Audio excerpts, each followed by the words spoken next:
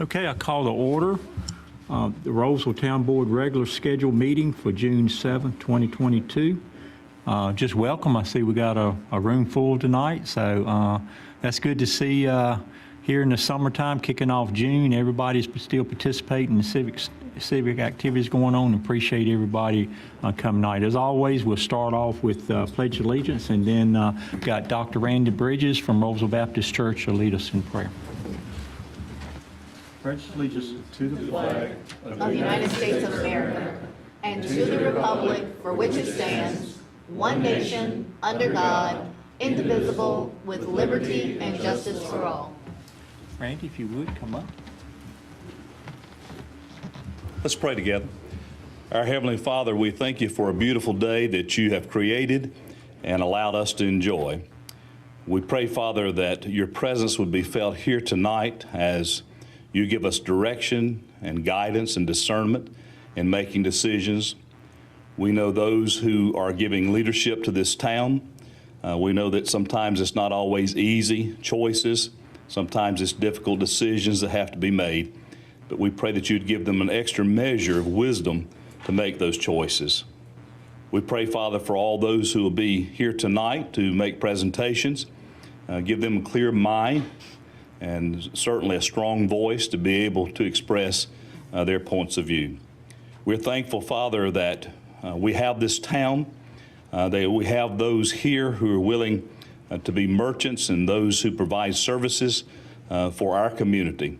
Help us to be as supportive as we possibly can, to be an encouragement to those around us.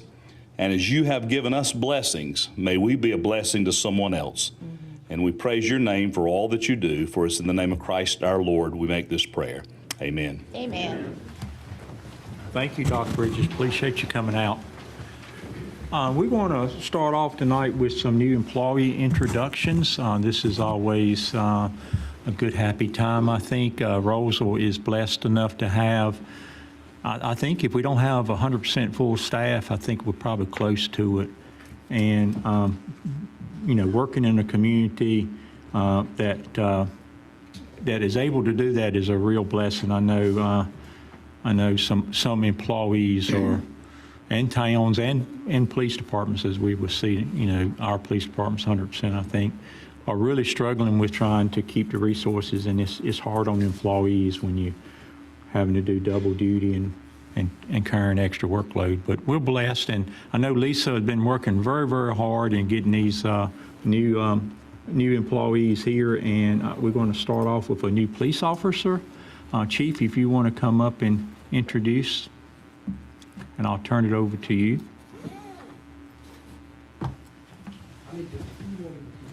Okay. All right. What about Eddie Henderson? We ready for that? Come on up and we'll come back to the police officer. Good evening, Mayor and Board of Commissioners. I'd like to welcome Eddie Henderson. He comes to us from the city of Raleigh, where he spent 5 years as his last position was a crew supervisor. I think he was responsible mainly for parks downtown Raleigh, and he's a graduate from NC State University, so we're glad to have him. He came here in April, and he has been busy ever since, and so we like to keep him busy, so we appreciate Eddie coming on board and hitting the ground running for us. So if Eddie has anything to say. Thank you. Just happy to be here. It's been a change, but it's been a good change going from kind of downtown Raleigh to a more rural setting. I've enjoyed it immensely. A lot of projects I'm working on, hoping to make some things happen. So thank you for the opportunity, and thank you. Thank you. Welcome to Rolesville. Welcome. Yep, appreciate that. And most of y'all know Dieva Hill already. She left and came back, and we was fortunate to have her back. She wasn't able to come tonight. I think something had a conflict at the last minute, but hopefully we can get her in maybe in the next meeting. And Chief, but we'll get yours introduced, as we move along, if you ain't ready. So just sit tight and we'll work it out. So no big problems there. Yep. So, Board, if you want to review the agenda and make any changes in items of any business, if not, I will take a consideration for approving the agenda. The agenda. So moved. I got a motion to move. Is there a second? I'll second. I got a motion to approve and a second for the agenda. If all in favor, please say aye. Aye. Any opposed? Not hearing any. Thank you, Board. Liaison reports. We got a few here to do. Commissioner Vilga, anything from Parks and Recreation Advisory Board? Our meeting was actually postponed this time, so I wanted to take a few seconds to promote our trail art program. For the month of June, if you're walking around the trails of Main Street Park or Millbridge, we're hiding 2 of these a day, different times of the day, but a great thing that the Parks and Rec has done, and also if you happen to find one, look on it and see if you can find anything that you can see in our actual logo. They've actually used our logo in different things in the pictures, so be on the lookout for these. That's all I have. Yep. Thank you, Paul. And that's volunteer driven? Is that for the Parks Department volunteer driven, or is it? No, it's at Parks. It's actually Parks and Rec Department. Yep. Well, good. That's a good thing. So, if not walking the park, this is your chance. So, hope you guys can do that. Commissioner Sutton, Economic Development. Yes, thank you. I do have several updates, so thank you, Paul, for that time. Appreciate it. So the Rolesville Downtown Development Association, commonly known as RDDA, did meet on Friday, May 20th. And we were joined by Wake County Economic Development, who took us through kind of a brainstorming session for the upcoming cobblestone development, where we're going to have a clock tower somewhere there, and we were trying to figure out where. So it was a great session. We also talked about, which I thought was interesting, kind of adding some interesting and educational components throughout Cobblestone for students and visitors and residents, of course. And we also talked about doing something about the highest point. And I don't know if it's the highest point in Wake County or North Carolina, but it's here in Rolesville. So want to highlight that. So good stuff coming out of that group. We do meet every 4th Friday during lunch. Usually we've been meeting here at Town Hall for those of you who may be interested in joining us. I also had the pleasure of attending a ribbon cutting for the new Carolina Legacy Volleyball Club that will be here. We approved that in late 2020. It's located off of Granite Falls Boulevard near Scarborough Street. It was so great to see these young, committed women in this club. And I don't know if she was their coach or their advisor, but she was phenomenal in speaking and just listening to the passion of the owners. I'm looking forward to this great new club in Rolesville. So get excited about that. Also, we did attend a meeting that same night, May 25th. We were busy. We have this Eastern Local Government Association where we are working together. It was hosted and I think started by Knightdale, came up with some ideas. So it was Knightdale, Wendell, Zebulon, and Roseville Some of the commissioners met, all of us went, and several of their commissioners, their town manager, some of their town staff attended. And it was just a great opportunity on this side of the county for us to get there together and share kind of some of the challenges that we face, because some of them are very similar, and then also share some of the successes we've had.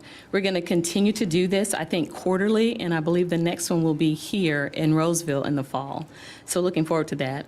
It was also held at this really great event center. I'll talk more about the event center and how that can help our economics should we develop one here in Rolesville. I think that's all I want to cover for now. So thank you for the time. Thank you, great report, appreciate that. Commissioner Medley, Planning Board, anything from Planning Board? Okay, so I was not in attendance for the last meeting. I had some family issues to attend to. Microphone. Is your Michael? Oh, thank you. It is not, and it's far away. Hopefully you can hear me now. Okay, so I was not in attendance myself for the last meeting, but I did get a summary from the planning director. And one of the things I just want to really mention is that I guess there was a, there was a zoning request that was asked of the planning board, but it was denied. But there will be a public hearing on July 6th for that case. I just want to tell the board to look to see that. Basically, it was a request to change from Wake County Highway District to Residential High Conditional Zoning District. They had some good reasons as to why they said no, but we'll hear it on, like I said, July 6th. And that's really the takeaway that I have right now to offer. And that's it. Thank you. Thank you for the report. Commissioner Austin, veterans, a lot going on with veterans. Yes, sir. First of all, good evening, everyone. Flag Day is on Tuesday, June 14th. The Rolesville Rotary Club have a flag program to where we will come out and place the flags in your yard on 6 federal holidays: Memorial Day, Flag Day, Juneteenth, Independence Day, 9/11, and Veterans Day. The price for that is $50. We also have fellow commissioners here that participate inside that program.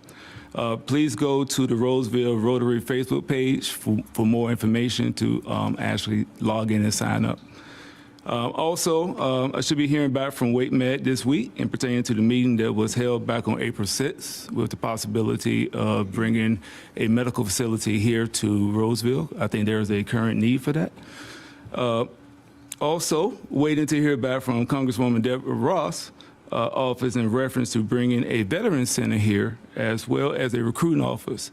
And then on my absence on May 17th, y'all know I wasn't here, but I had the pleasure of myself being a 17-year Army veteran participating in my son's Navy reenlistment on his birthday, actually, which was May 16th. So it was an honor and a privilege to be a part of that. I wish I actually could have done the enlistment or his reenlistment, but they said that retired officers are not allowed to actually do reenlistment. So I was just there in attendance and support. That's great. That was a proud moment. Thank you. That's great. Commissioner Snead, Public Safety. Yes, we had a meeting at the fire department last night, and it was short and sweet, but a lot packed in there. We talked about the fire department has been going through inspections. They received part of the results for what's called an ISO inspection, which is an Insurance of Services Office. This organization scores the fire department on how they're doing against its organization's standards to determine property insurance costs. And for the first part, the 9S they call it, they passed that part with flying colors, and they're currently waiting on the results to the second part of their test. They expressed appreciation for the employees that participated in helping them with the ISO inspection.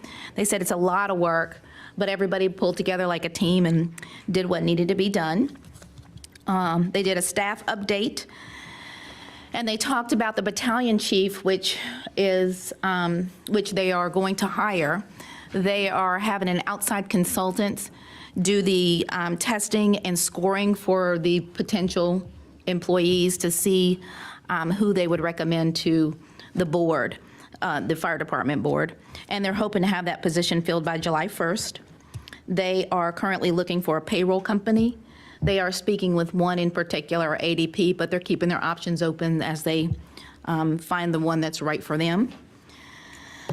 We got an update on their new trucks. Our fire department is getting and has a new truck. We currently have a new rescue truck, and they are hoping to have that in service by July 4th, which is really exciting. It's a really nice truck. And they're also expecting a second truck, engine 152, that will be coming soon. So they're gearing up for the July 4th event, which one of the trucks I believe will be at. July 4th we'll have vendors at Redford Place, and the fireworks will be shot off at a different place this year. Where is it? It's up? In and around that area. In and around that area. Okay. Good enough.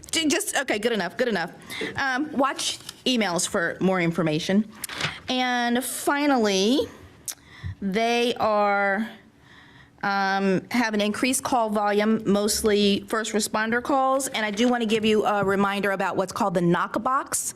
It is a little box that you can purchase that will be put outside of your home. In case of an emergency, the fire department can use that key instead of having to break down your doors or your windows or what have you. It's called a knock box, and you can go on the town's website. I believe we had a link to it there. And that's all for the fire department.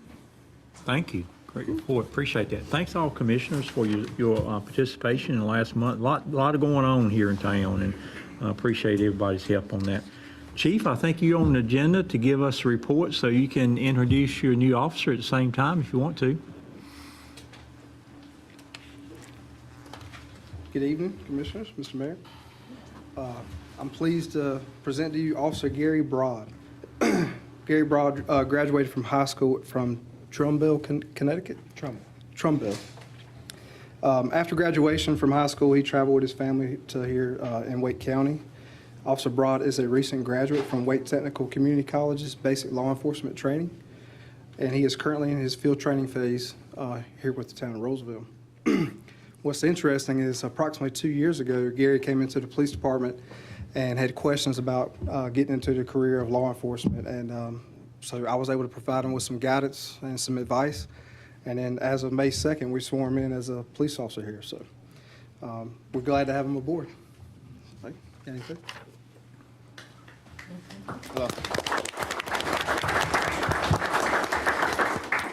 I just wanted to thank you for the warm welcome that the town, its employees, and all of its citizens have given me since arriving here. It's been like nothing I've ever really experienced before. I'm very eager to serve the community in any way I can. Oh, welcome. Welcome, and thank you for serving us. Awesome.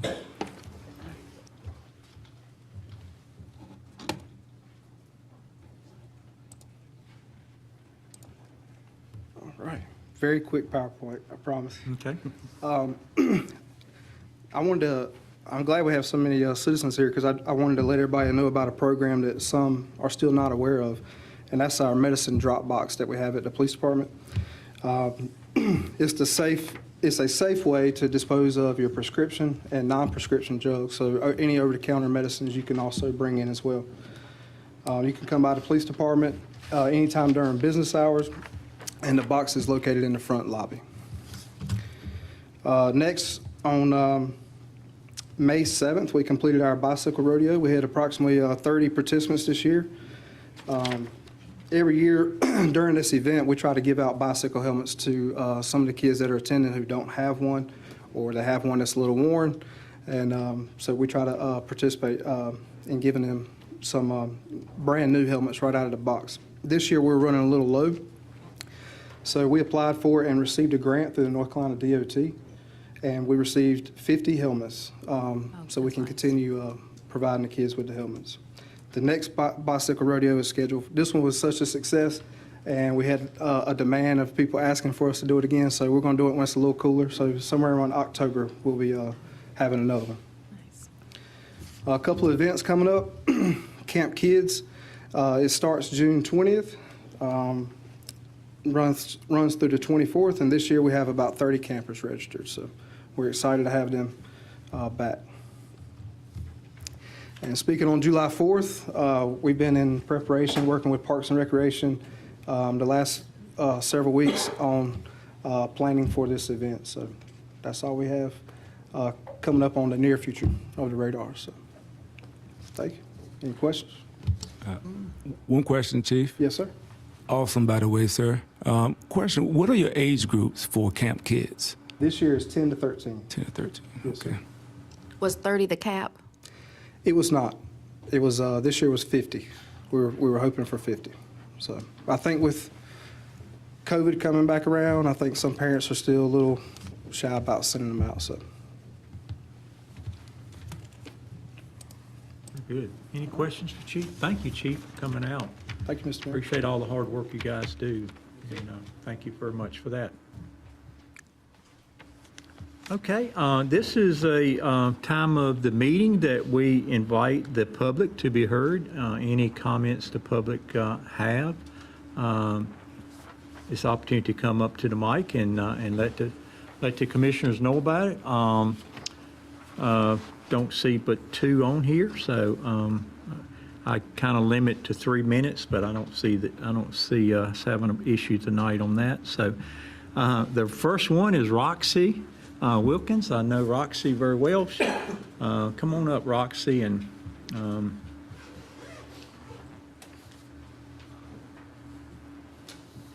she's familiar with the town and town boards. Actually had close relationships to a mayor, right? Yeah. Past. Thank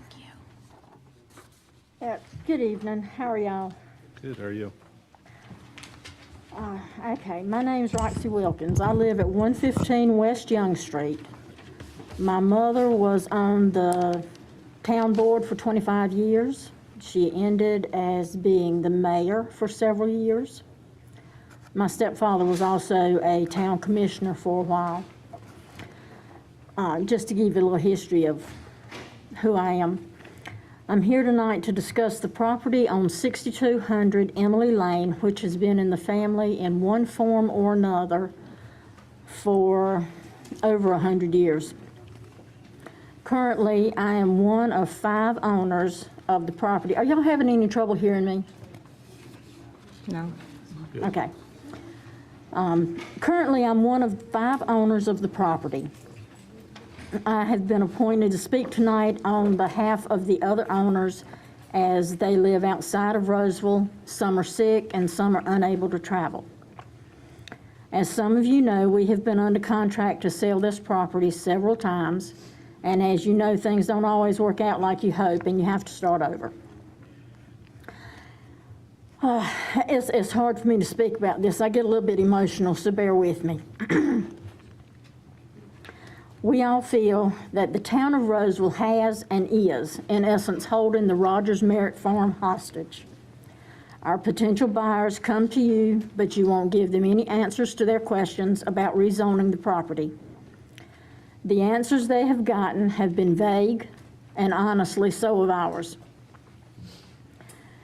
Now, let's add this feasibility study for the potential commercial industrial zoning into the mix. My husband and I watched both of the YouTube videos where this was discussed, first by the company, then by Mr. McFarland of the town last month.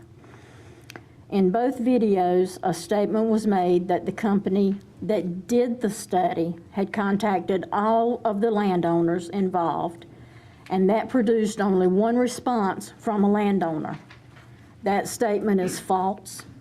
No one in our family was ever contacted by the town or that company using any means of communication. While watching the videos, it was apparent that the town board wanted more options from this study, but they only got the one recommendation. They recommended that many plots of land be zoned industrial, which is what our land is proposed to be in their study. Also, it was discussed during Mr. McFarland's speech to change the proposed industrial land to mixed use, changing purple to blue on their map. In this feasibility study, if this feasibility study is adopted, it will be many years down the road before anything starts to be developed. And to be perfectly honest, Who would be interested in purchasing a piece of land where there's only one way to access it? Commercial and industrial needs to be on a major roadway like the 401 bypass instead of in the middle of residential houses.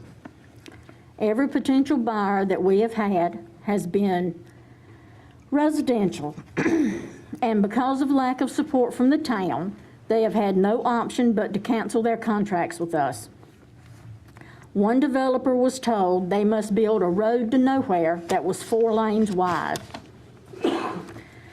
Now, let's focus on the here and now. We are once again under contract after getting over 6 offers this time alone, and Rolesville has either not or will not give the current developer the information they need in order to feel comfortable in moving forward with a rezoning request, which requires a bit of investment from what we know. I believe maybe 1 or 2 of their employees are here tonight. They are engaged and ready to move forward. This company has had several meetings with the town of Rolesville, and they aren't comfortable that they're getting the information that they need. The family is frustrated that it seems neither we nor any of our past or current developers are getting any guidance from the town as to its rezoning moving forward.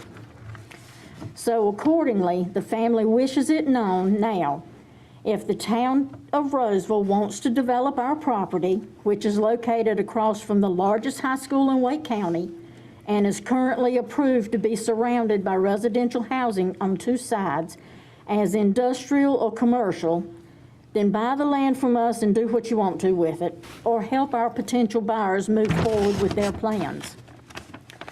Please remember, this will all be years down the road, and we may not be living at that time. I sincerely ask the planning board and the town board to look at our property and help us instead of hindering us to get this sold. We are all ready to move on. All of us are over the age of 60, and we can't afford to wait. We ask that you work with our developer to get this rezoned as soon as possible instead of us having to wait another 3 to 5 years. I'm always ready to listen to anyone from the board who wants to discuss our property, just as I was when cobblestone was being discussed. Thank you for your time. Thank you, Roxy. Appreciate you coming out tonight. Next person is Joe Mitchell. Come up, Joe. Give us I know your name, but give us your name and address if you would for the record. My name is Joe Mitchell. I live at 189 Bear Track Trail. I come with Roxy. I'm a commercial real estate broker. Has been serving Wake County for the last 20 years.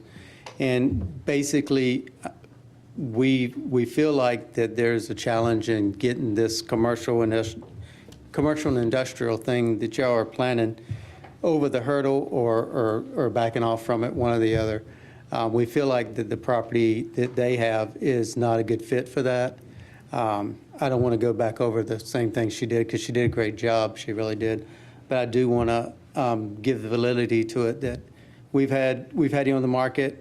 We've had tons and tons of interest. 6 offers this past time, some over asking price. And not one time have we had any interest from anybody industrial or commercial. So we're not real sure why the pushback is for industrial and commercial. So, thank you. Thank you, Joe. Appreciate it. Okay. Thank you, public. We will, as always, take all of your comments in consideration, and they're very valuable to us. So appreciate you coming out tonight. Next item is the consent agenda. Quite a few items on there. I will comment on, and this is just for the public. In fact, it's the item that Roxy was talking about, item 10 there. And I will make a comment before we approve this consent agenda. And Kelly, you can elaborate if I'm missing a point here. But I think in the consent agenda, we are not adopting or approving anything. We just or acknowledging that we received the commercial feasibility study final report. We have said that due to the cost, we are not going to revise it, that it is a final report, but we will take all the comments in consideration moving forward when we adopt the comprehensive land use plan. Is that summing up pretty well? Yes, that's accurate. Okay. And any comments from the board before we vote on this? Because we're really not approving or adopting this, more or less receiving it for the folks that's here tonight. Any other comments about the consent agenda? If not, I'll entertain a motion to approve. So moved. Okay, I got a motion to approve and a second. Is there any other discussion? If not, all in favor say aye. Aye. Any opposed say no. It approved unanimously. Thank you, board. Appreciate that. Next item, consideration of fiscal year 2022-2023 budget. Kelly, are you going to present that, or Amy? I'm going to let Amy bring it home. All right. This is, kind of recap, Amy, this is one we've talked about several times, actually had a workshop on it a couple of times, and I think we're getting into the final stages of consideration, right? Yes, that's right. So good evening, Mayor, Commissioners. Mayor, you're absolutely right. We have talked about this as a group several times. Board held a work session in late March. On April 19th this year, the manager presented his proposed budget to the board, and you held a public hearing on that budget at your meeting on May 3rd.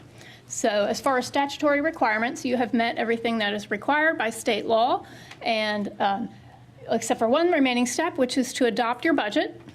You must do that no later than July 1st.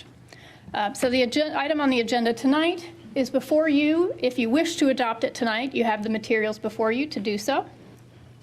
I will mention a few changes that are reflected in those materials since the proposed budget.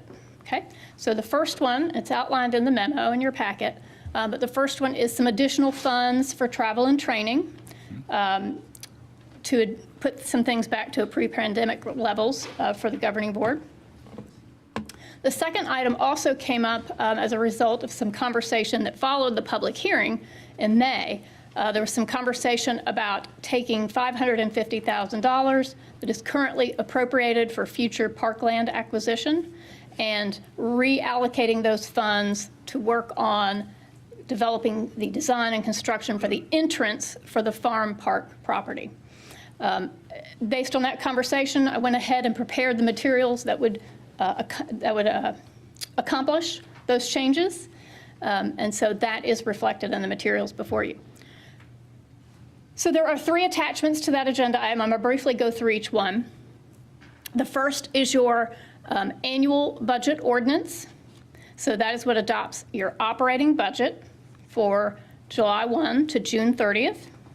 And just a reminder, when you adopt that, you are by reference adopting the pay and classification plan and the schedule of fees that are outlined in the proposed budget.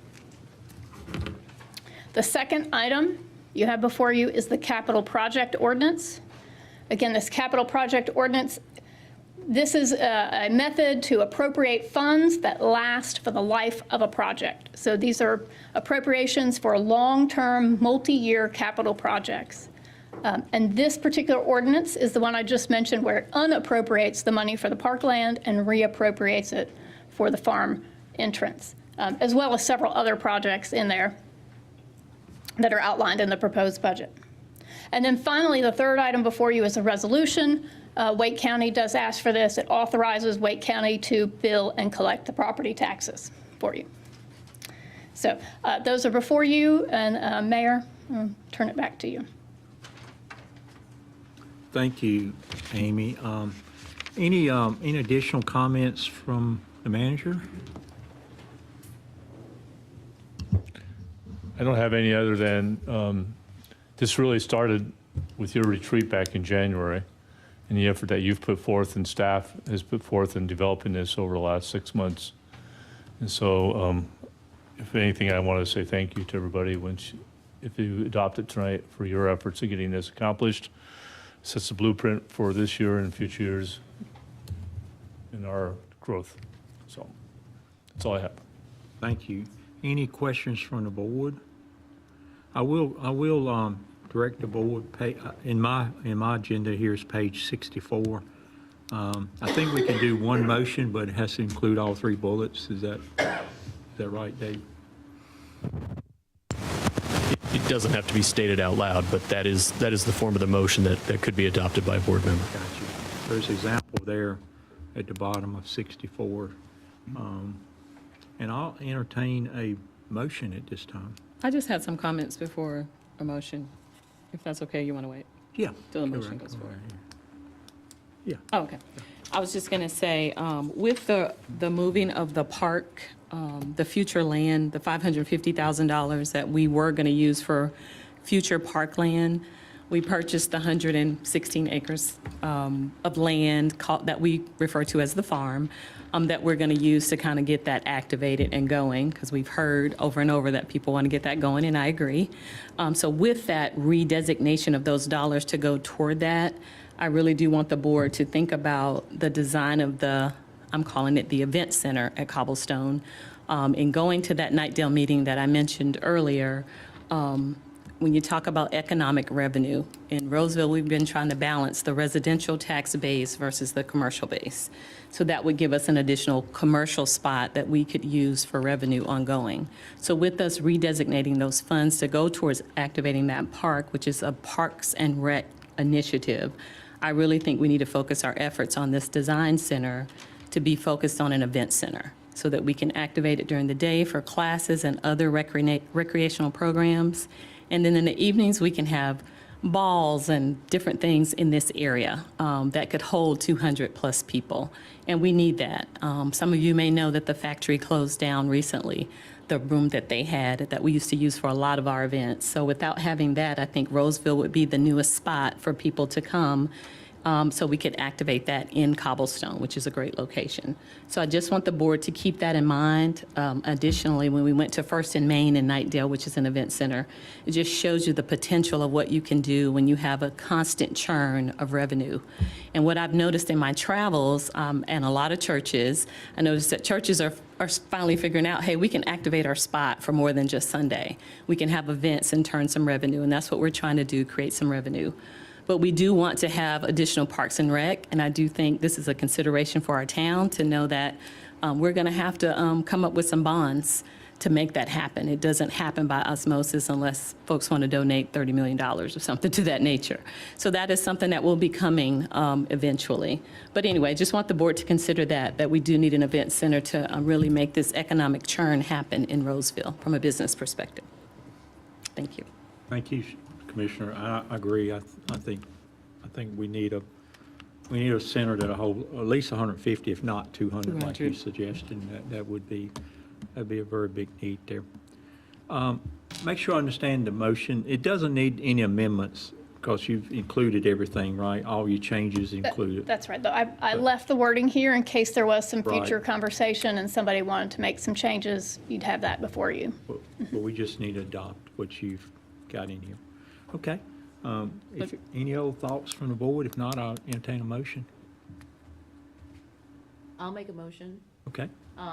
to adopt the budget, the 2022-23 budget. And I read these 3 bullets, right? Okay. To include the budget ordinance for the fiscal year lasting from July 1st, 2022 through June 30th, 2023. The capital project ordinance for various capital projects dated June 7th, 2022, and the resolution authorizing the Wake County Department of Revenue to levy and collect property taxes. I second. Okay, great. So I got a motion to adopt the budget from Commissioner Snead and a second from Commissioner Medley. Is there any other discussion on the budget? We did not raise our tax rate, by the way. We did not raise our taxes.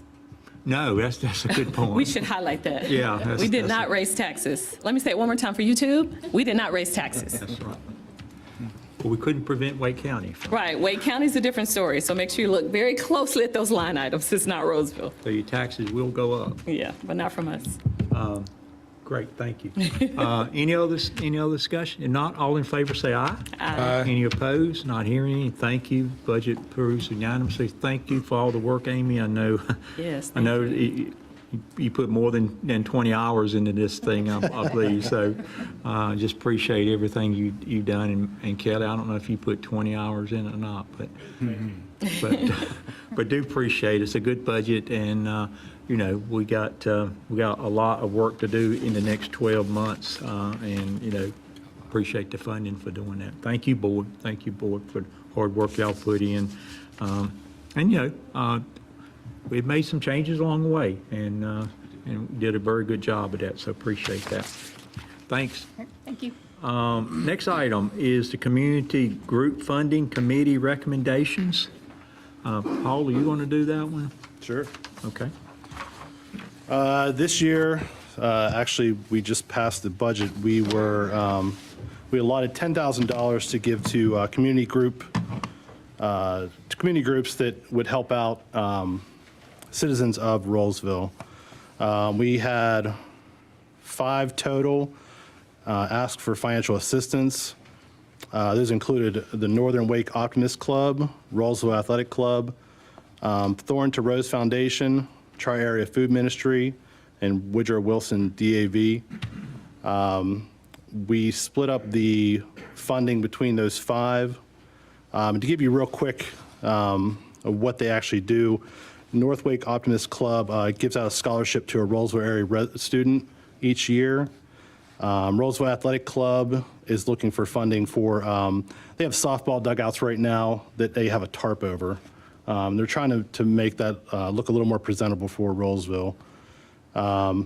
The Thorn to Rose Foundation is mental health for teens and young adults. Tri-Area Food Ministry, they actually listed that they helped out 323 families in our zip code with food for last year. So looking to continue to do that.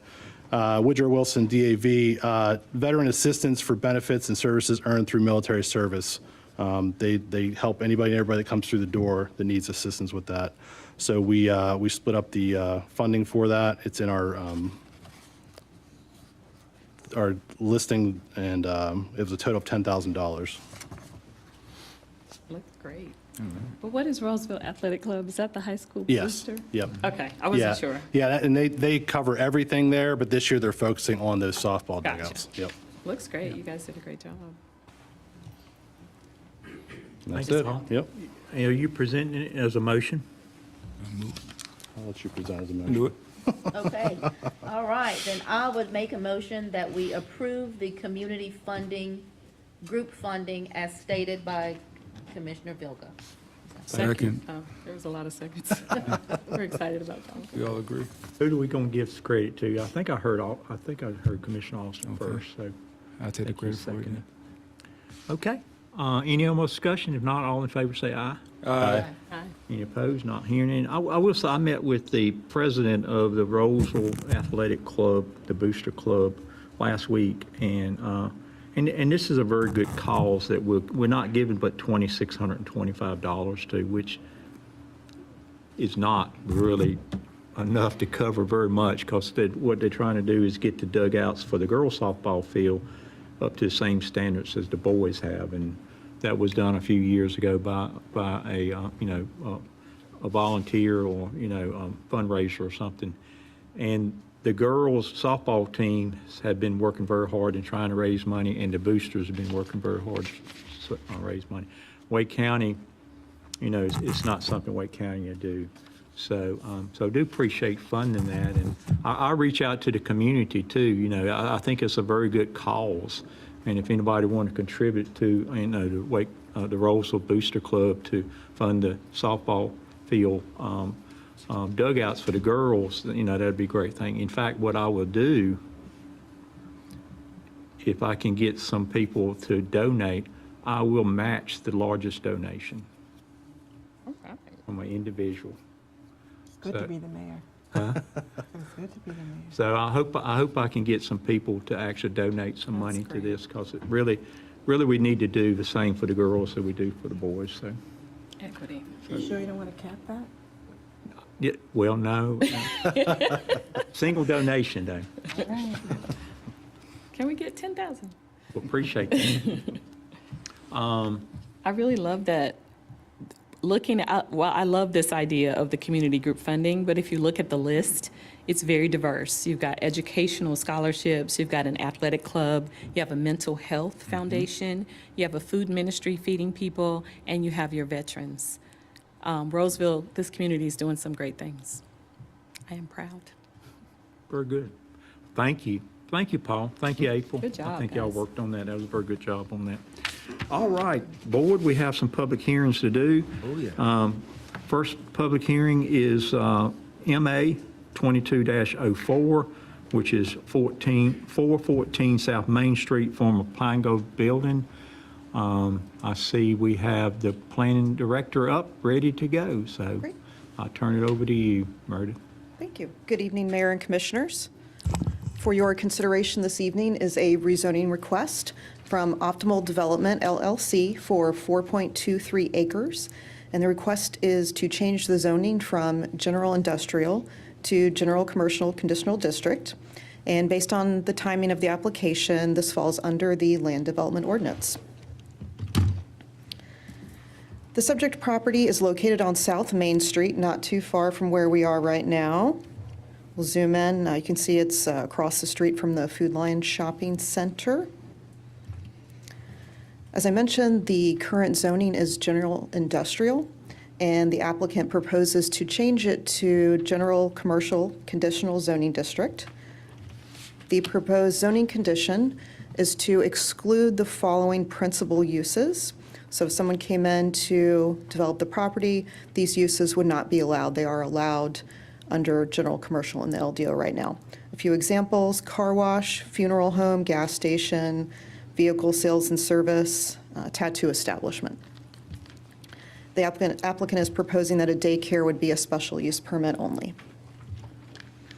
As per our comprehensive plan future land use map, this property is designated as industrial, and staff believes this designation is in place because of the former use of the property being the Pine Glow building. Several years ago, you all in the community created the Main Street Vision Plan, and that plan was to help reestablish a true town center and reclaim Main Street. There are 3 items pulled from the Main Street Vision Plan that align with this rezoning request. First, Principle 5, quality development or redevelopment must be supported. Second, goal number 4, reestablish a town center. And goal number 5, retain and respect the small town feel. Creating a commercial development that could be walkable adds to that small town feel and helps reclaim Main Street. For transportation and traffic, the LDO does allow the land development administrator or planning director to waive the requirement for a TIA. I'm not proposing to waive the requirement. I am proposing to put it off until time of site plan, because if this zoning goes through, it would be a conditional zoning. And with a conditional zoning, the site plan is required to come back to you all for review and approval. So you would get to see it, and at that time, review the traffic impact analysis. Also, the Main Street construction plans show some pending roadway improvements right in front of the site. So based on alignment with the Main Street Vision Plan principles and goals, staff does recommend approval of Map Amendment MA 2204, 414 South Main Street. At the Planning Board meeting in April, the Planning Board unanimously recommended approval of this request. They noted that commercial will be highly desirable in this area, and they also agreed it was consistent with the Main Street Vision Plan. So, based on consistency or alignment with the Main Street Vision Plan and the statement that the industrial designation on the future land use map likely was just matching what was there. So on balance, this request is consistent and reasonable with our comprehensive plan and other plans. That concludes staff's presentation. And I do know the applicant would like to say a few words. And based on the length of our agenda tonight, I did recommend to him that he just speak for 3 minutes. But I said y'all could certainly ask him questions. Fine. Thank you, staff, for the introduction. Certainly. Thank you. Good evening, everybody. Good evening, Commissioners, Mr. Mayor, Mr. Neal, and Mr. Arnold, and Robin. I don't think we've had the opportunity to meet before. I think Meredith has asked me to not talk too much because I do talk a lot. But my name is Robert Shar. I am a resident of Rolesville. I've lived in Rolesville since 2013 with my beautiful bride, MJ, and my son, who turned 7 this year. We actually go Friday to NHL, the Junior Hockey League, to get them equipped and play hockey for the first time. Awesome. With that being said, State your address for the record, if you don't mind. 924 Evening Snow Street. Thank you. We are the first home into Rolesville inside the heritage community. Gotcha. My neighbor lives in Wake Forest. How about that? And we get along famously, so nothing to worry about, Mr. Different Mayor. trash pickup. That's correct. Again, my name is Robert Shar. I'm extremely excited about the opportunity. I've been developing now for 5 years. I've put up 5 buildings in Wake Forest and recently bought 2 land parcels in Roseville. I'm looking to buy this parcel to develop into what I consider to be an interesting sports complex / community center / co-working event that allows us to train and develop the youth of Raleigh, both in the underserved community as well as the served community. I know that Ms. Sutton mentioned event center. Part of this building our proposed square footage of the building will be potentially 55,000 square feet. We have several LOIs coming in from sports groups in the local communities. One of them is a large basketball group, of which we're planning on putting 20,000 square feet in the space. But we do plan on utilizing that space to convert into things like event centers, pickleball during the day, other training and development for youth with a real focus around the youth of Roseville and Raleigh. We have several interested parties that want to come in and do restaurants to complement the space as the parents are in training the kids, watching them do what they do. We would like to have them a place to eat, sit down, relax. The exterior of the building presently is planned for walking trails and green space. We've even got slated a potential outdoor pickleball court. So while people are outside eating and enjoying the walking in the green space, there are additional activities that will be going on outside the space. But I believe it's going to add just a ton of value to Rolesville, to my family, and to the community in general. Maybe, Ms. Sutton, we can talk about how we can convert the space into an event center. But I believe not only do we have the space, that is something in our mind and in our plans for that exact reason. Local schools, community events, that kind of fun stuff. Any questions? No. Quite a few things. Basketball, so you're going to have a basketball court that will possibly convert to an event center. I don't have a vision like you do, and I can't see any of it in my mind's eye. Your mic is not on. Basketball court, football court.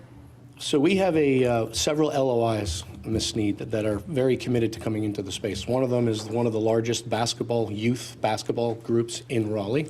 He's a very well-known individual. That's a commitment that's happening.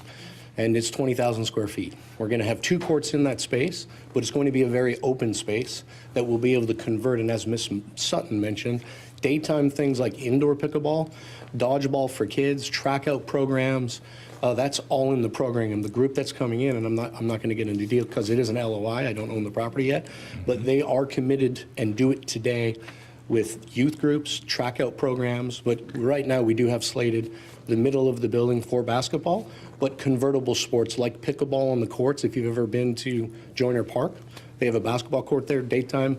In the mornings, I believe they do pickleball. One of the other community centers, I think in Roseville, does that, but it's that exact concept. So we have full commitment without a signature on a contract because I don't own the space yet. But we will be bringing in youth sporting events for training and development, focal point being basketball, additional things like baseball, soccer, dodgeball, with a real focus around the track out programs outside the individual programming. So the basketball group that wants to come in already has kids committed 7 days a week, Monday to Sunday. As a result of that, We want to bring in a good mix of restaurants, so when the parents come in and they're with the kids, they have a place to eat and enjoy the space, as opposed to not having that option. So a very small portion of the building will be designated for restaurant use, to make sure we can take care of the families coming in.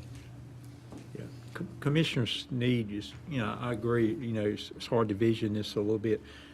I'm thinking about what you're saying. Is this sort of, best I can guess, sort of like a mini factory or something? That's a very good way to put it. The difference, the major difference is going to be focus on training and development in both sports and agility. But at the front of the building, we have an LOI with a co-working group that wants to come in. And very similar to what was built in Wake Forest.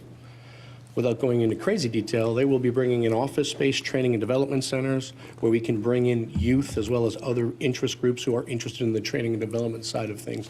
I don't know of any location right now in Rolesville where we can do that. So we do have interest, we do have LOIs. I haven't executed lease agreements, again, because I don't own the building. For the benefit of the board, describe an LOI. I know, What that is was it? my next question. I apologize. An LOI is a letter of intent. It's a non-binding agreement. Once I own the land, that we can negotiate what's called a lease agreement. But I can't sign a lease agreement with the parties that are very interested without owning the space. And you may pick or choose which way you go with some of them, I guess. Correct. Depending on the agreement. 100%.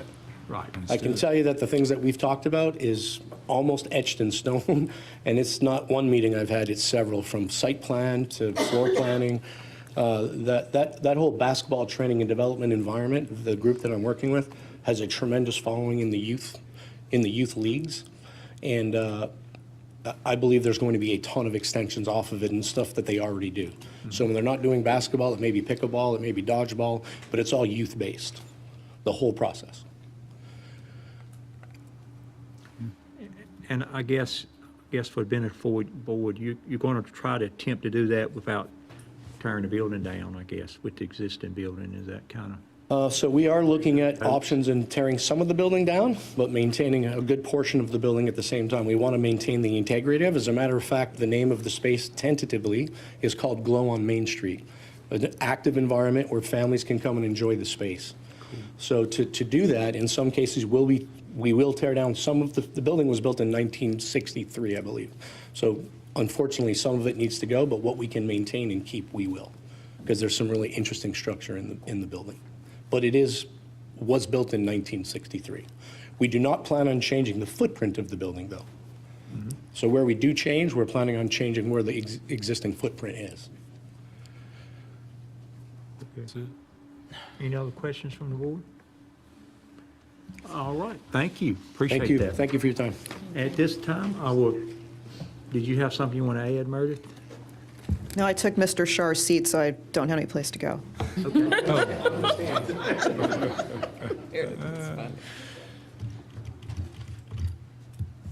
All right, that's it?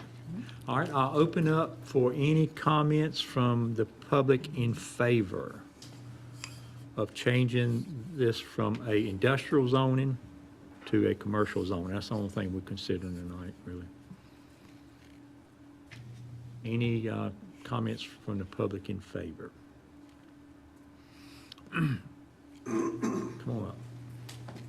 State your name and address. I know who you are, but state your name and address. Thank you, Mr. Mayor. My name is Hugh Largy, and I guess I would call myself, to coin a phrase, an RWI, a resident with interest.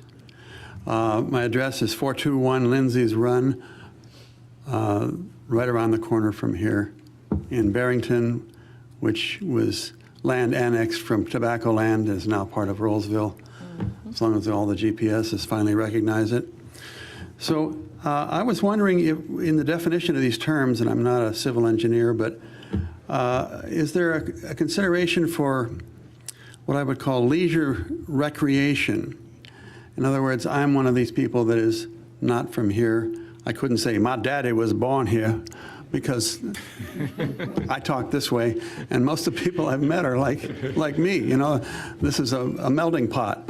So I'm thinking, you know, you get grandparents to visit, and they'll come for graduations, and they'll come for celebrations. But I'm thinking, like, is there a provision in the zoning that would include leisurely, recreational, like miniature golf, where they're coming to eat, of course. I mean, these are the basics, I know, but I'm hearing a lot of structured athletics, but I'm thinking, you know, you have people visiting from out of town, out of state, and they're to visit for a weekend or for maybe a week stay, and they want to go out to eat, and there's nothing going on in games necessarily, but if you have something that is just a leisurely place to go and no super athletes, but having fun.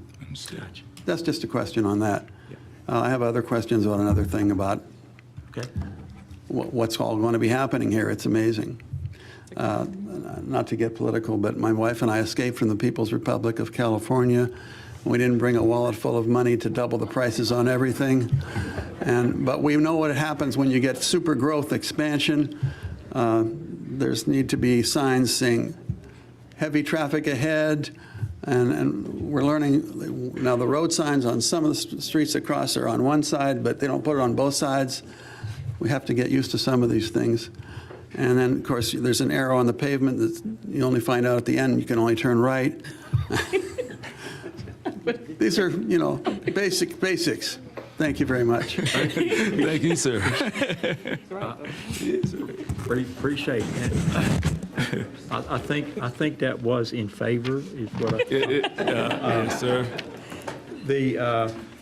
Anybody else here to speak in favor of changing from industrial to commercial? If not, is there any comments from the public in opposition? All right, not hearing any.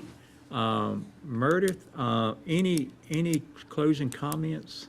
I guess the one comment did you want to make a comment? I guess the one comment I heard about leisure stuff, I know I heard somebody mention about walking paths and greenways and stuff like that. That's one of the big things leisurely we're trying to do here. So, and I don't know if you know any old leisure things they're doing on that property. We'll certainly, when the site plan comes in, we'll review it for compliance with the LDO, and that includes open space and pedestrian connectivity and great things like that. Right, good, thank you. Anything else? No, sir. All right. Well, I will close the public hearing and turn this over to the board for consideration. All right. Are there two motions? I see proposed Yeah. motions, so there's two that need to be made separately or together? Should be There are separately. two motions noted in the report. The first, it's a motion to either approve or deny the rezoning request. If you all choose to approve the rezoning request, that will be followed with a motion to adopt a plan consistency statement, a statement of statement of reasonableness, and a future land use map amendment.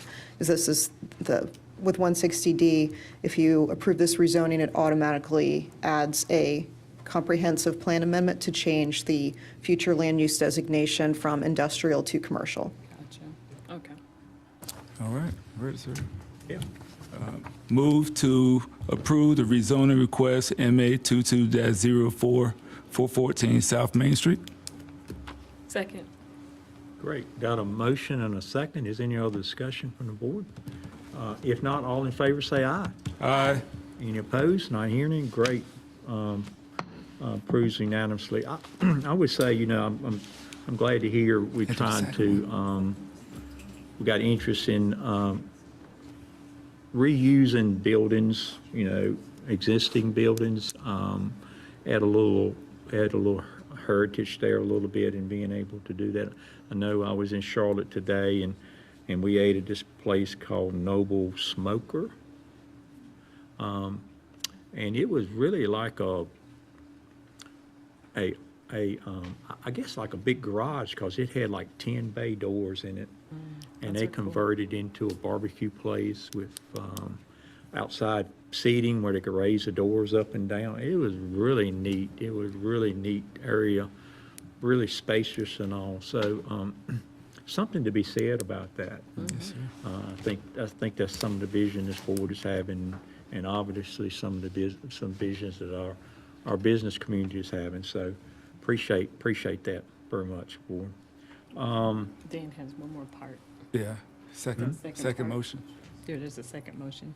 Yeah, okay. So we didn't combine them all. Yeah. And move to adopt a plan consistency statement of reasonableness and future land use map amendment. Second. Okay, we got a motion, a second. Any other discussion? Not hearing any. All in favor, say aye. Aye. Any opposed? Motion approved again. So thank you, board. Appreciate that. Okay, we got one other public hearing, which is MA 22-02, Elizabeth Springs, R40W to R and PUD. And I will open the public hearing on that one. And introduction by staff. Good evening. Thank you. Thank you.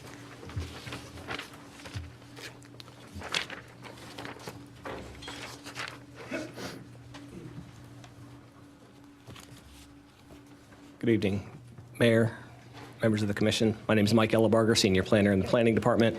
I'll be presenting the Elizabeth Springs Subdivision Watershed Removal applications this evening.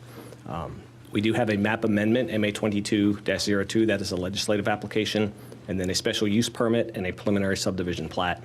Both of those are quasi-judicial evidentiary hearings. A quick vicinity map location in yellow here. This is the Elizabeth Springs subdivision on the west side of Averitt Road, on the north side of town, just a little bit south of Highway 98, Wade Avenue. In yellow is basically the developing portions of this, and then in green you see is the area that is the subject of these applications here, the portion that was in the watershed overlay area. Quick background, the Little River watershed is a protected future water source for the region. It has protections at multiple levels of government. It has basically lays restrictions on development within that area, but properties are permitted to be removed from the watershed area through a strict and stringent permitting process and physical regrading. Quick history on the Elizabeth Springs development. In 2017, 2018, the town board approved a special use permit and subdivision plat. This laid out maximum lot counts, 89 single-family detached, 98 townhomes, and the order for that specifically excluded this subject area, this area that was in the watershed overlay, from being entitled under that special use permit. In 2019 and through 2021, the applicant went through the permitting processes to get approval to regrade this area and physically remove it from the watershed area. That was approved by the state in August of 2021, and then it was physically removed from the watershed. Throughout these multiple years of entitlement and permitting processes, it was a longstanding intent and requirement that the applicant come back after it was physically removed from the watershed to rezone it from that R40W district to the R and PUD. And then the map amendment application was submitted in January of this year. What needs to be very clear is that this property is being regulated under the Unified Development Ordinance. So that is the old ordinance that the town has, not the newer land development ordinance adopted last summer. This Elizabeth Springs is one of those legacy developments where it's still being regulated and developing under the UDO.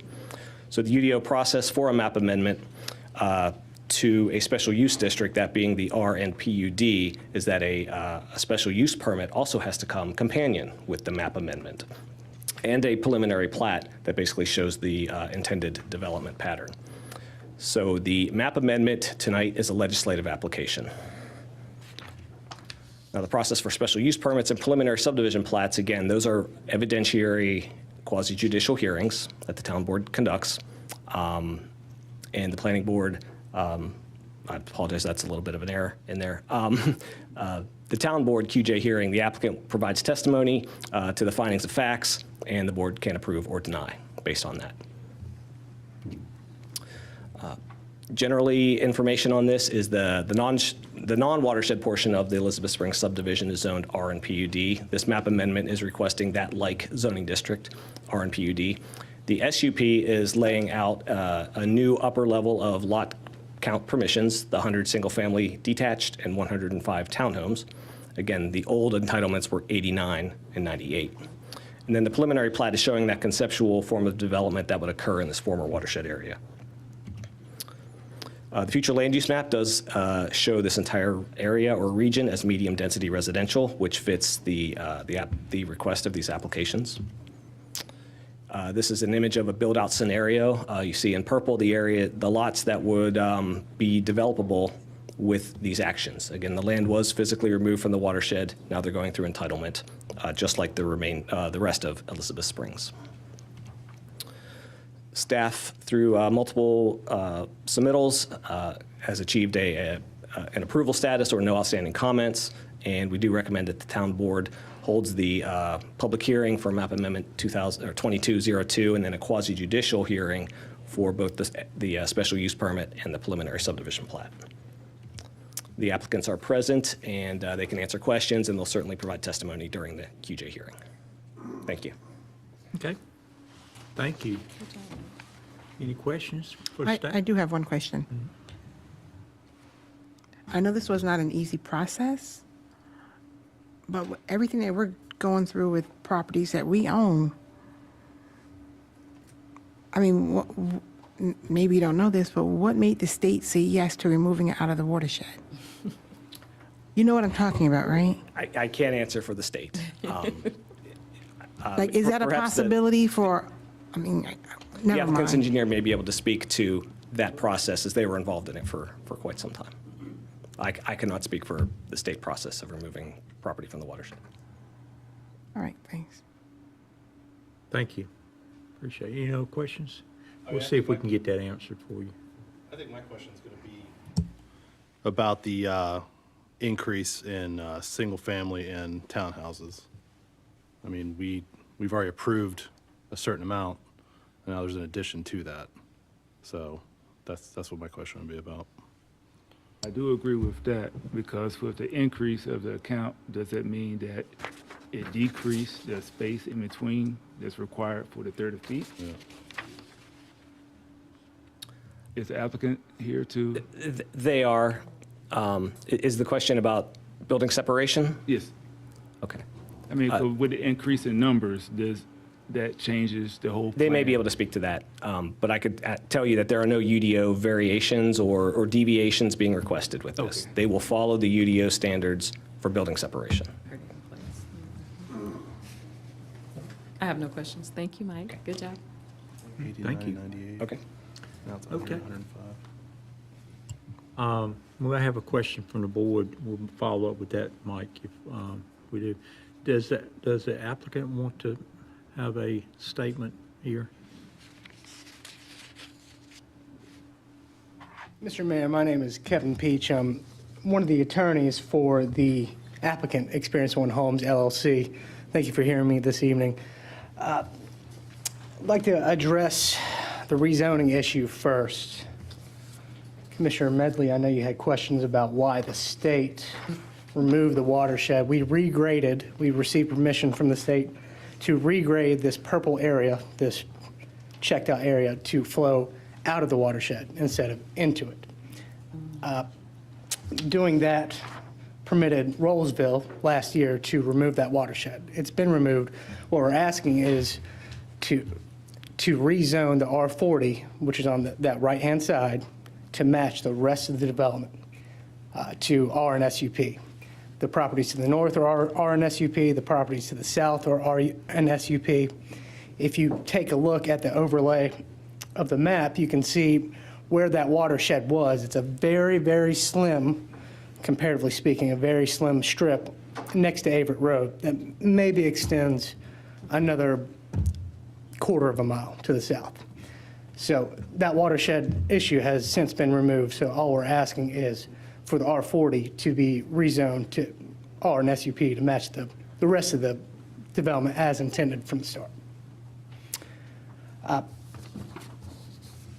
If you would like to see copies of the letter from North Carolina that indicates that, I can certainly... No. I was just curious because it's such a marginal piece compared to, say, like 100 acres. So I was just asking. Right. And I really wasn't looking for an answer, but I just wanted to say it out loud. Okay. So, In our negotiations to purchase the property, it was always understood that that watershed was there. Our discussion with staff at the time was, hey, you get that removed, you get it regraded, remove that, get the blessing from the state, come back to us, Wow. We'll change that. All right, thank you. So at this point, the land's already been regraded, It's been regraded, yes, ma'am. ready to go. It's ready to go. We're just asking your blessing to rezone that small sliver so we can finish the development as originally intended. As you can see, that is the front of the development. Right now, it's just vacant land. There's nothing there. A portion of the development amenities are there being affected by that. There's no parking for the pool. We have to get that rezoned to comply with 17 SUP 02, which had some conditions on it that we provide amenities, a certain amount of acreage, things like that. So that's really just the easy part of why we're here tonight. So that's why I'm doing all the talking on this. The QJ hearing, first of all, I'll take any other questions on the rezoning. You know, and we're just talking about changing the zoning right now. Rezone, okay. You know, thank you, appreciate that. Thank you. Thank you.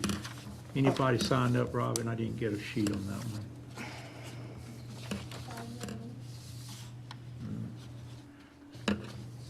I got one on the Pine Grove. I don't think so. All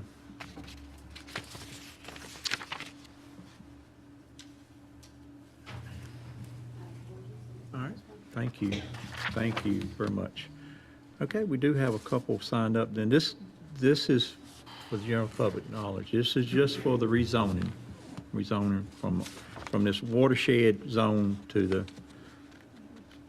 zoning that matches the rest of the subdivision, I think. So anybody here wants to make comments? Thank you, Attorney, appreciate that. Anybody here want to make comments from the public in favor? Please step up to the podium.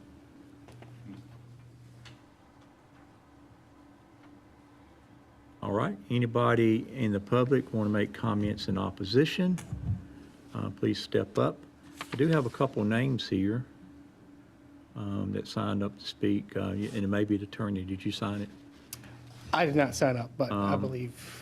I got a Tim Grissner. Tim is with Bateman Civil Survey. He was part of the surveying group who helped us do the initial. He may plans. speak at the next one. Yeah, he will. He will. And Dave Smith. David Schmidt is one of the principals of Experience One Homes. If he. Have two comments if I could come up with.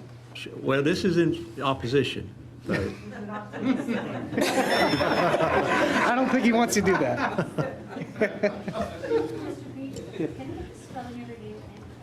Peach, just like the fruit. Address 8493 Central Drive, Raleigh. So any comments in opposition? All right, not hearing any, I will allow additional comments from your staff. Are you on staff or something? He's one of the owners of the house. Okay, come up. Yeah, I just have two things real quick. I know everybody would like to get on with this. My name is David Schmidt, one of the owners of Experience One Homes. We actually own the property. I live at 1132 Goliath Lane in Apex. When we bought this property from Wright Whitley Development, it was always with the understanding that those front, I forget the acreage that's up there, but the few lots that are up there was in the watershed. As soon as we got the watershed removed, then we would come back for the rezoning. And in speaking with town staff, had a lot of conversation with Danny Johnson, who was the planning director at the time. He said this, get the watershed removed, get the state to approve that, we'll approve it, and we'll get the rezoning. It'll be a rubber stamp to get the lots. The lots are the same size. We are not changing any of the other lots in the development. These are actually fairly large lots compared to some of the other developments around us. That's one of the really nice things about Elizabeth Springs, that we've got 30, 35 feet, unless people put in 3-car garages, which shrinks that a little bit. But if you drive in there, it looks really nice because these are bigger lots. About 80% of them back up to stream buffers and are stormwater management ponds, so there's a lot of advantages from that standpoint. So we always had the understanding that this is the process we'd have to go to, and quote, straight out of Dan Johnson's mouth, this will be a rubber stamp. I just offer that, as a comment. And then secondarily, the other reason we really want to get this done is if you look at the line, there's a recreation center there that includes a pool and a clubhouse. Half of it's in the watershed, half of it is not. staff won't let us start building the recreation center, the pool and the clubhouse until we get this rezoned. And then the second portion of it is the entry feature is up at Kavanaugh Lane, which is the one closest to Wade Avenue up there on the front. We can't put the entry feature in without this rezoning accomplished and getting that done.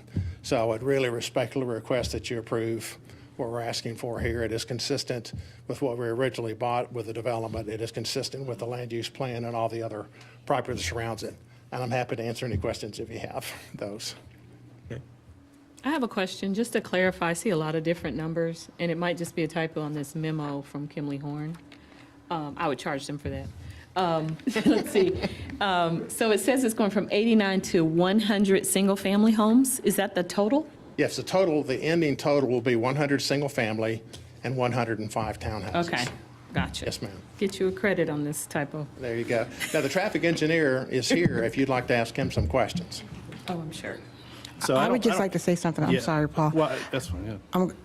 It's just that you keep saying rubber stamp. Just know that we don't rubber stamp. I know. And I know what you mean by that, but when you have another citizen who is just here feeling like we're working against her, and then when you mention a past employee and a rubber stamp, it can cause a little friction. But I do know what you mean. But I'm just No, and I appreciate your comment back. I'm just saying that that's the comment that Danny Johnson made to us, in meaning that this should be a fairly simple process to get accomplished. That's all I meant. No other, and I get you all have to approve it, and it's your right to approve it or deny what I'm, asking for. But there are, again, we can't build a rec center. We can't put the entry feature in. I get what you're saying. I just wanted to clarify that. Yes, ma'am, and I appreciate the comment. Absolutely. Sorry, Paul. So that's fine. I was going to say, my biggest issue, what I brought up before, was the increase in the townhouses and the houses. We just passed a budget, and we have a line item in there to study that entire road for traffic concerns. So, approving this with 89 townhouses or however it was, 89 single family and 98 townhouses, and then to come back and it's got additional houses now after we've already, and I understand the traffic study is going to say this and that, and it's going to follow the UDO, but I wanted to put my thought out there because there's big concern about that road and traffic right now. Yeah, I understand. There's additional improvements we've already made to Everett Road. There's additional improvements we have to make to Wade Avenue intersection as well that goes along with the project. But you can see it's consistent. To complete Elizabeth Springs, that front portion of it is part of the overall project and always has been.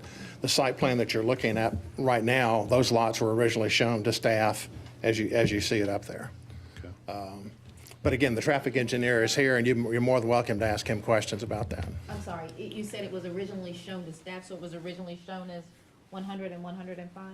Yeah, the original site plan that you're looking at, staff saw how we intended, how the original developer, which was Wright Whitley, intended to lay that out with the lots that you see on that plan.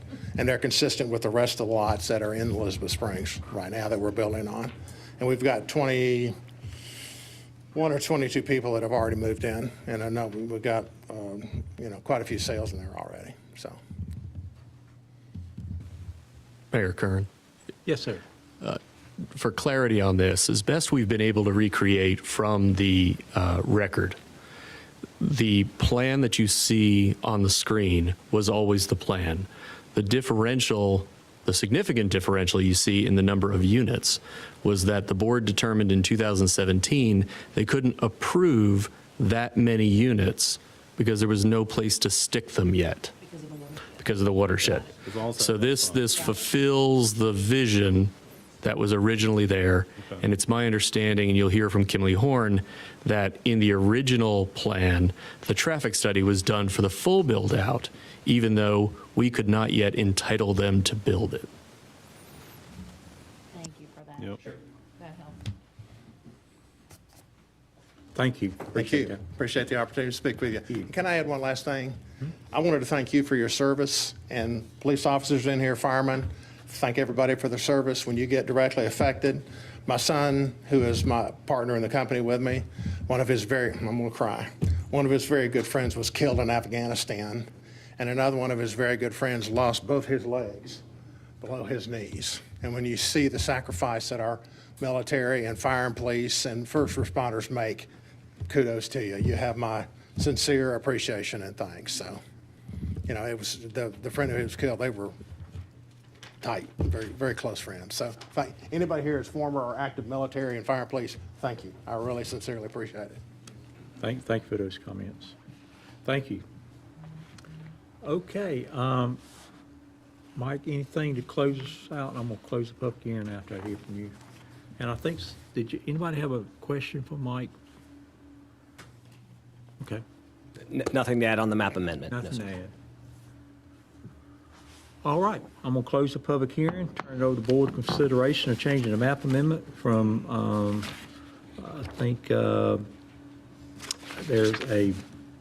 there's a guide on page, I got page 84, I think. So it's just the first one we're doing, right? Mm-hmm, Okay. just the first one. Mr. Mayor, I'd like to make a motion to approve the rezoning request MA 2202, Elizabeth Springs former watershed area. Is that all, sir? Second. That's it. Oh, okay. It's another portion to it. Good job. So I got a motion, a second, any other discussion? Not hearing it, all in favor say aye. Aye. Any opposed?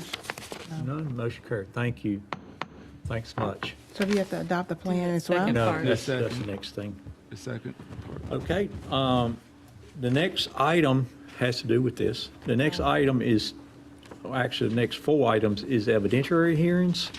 And, you know, these follow the quasi-judicial process. Thank you, Attorney, appreciate it. We'll call you back up in a minute. Mayor, excuse me, there was one other portion to that part I read. It's this statement of consistency. We need to vote on that separately. Yeah. Oh, See okay. that little bullet under there? You want to do a motion on Sure. that? I make a motion to adopt the plan consistency statement, statement of reasonableness, and future land use map amendment. Got a motion, second, any other discussion? If not, all in favor, say aye. Aye.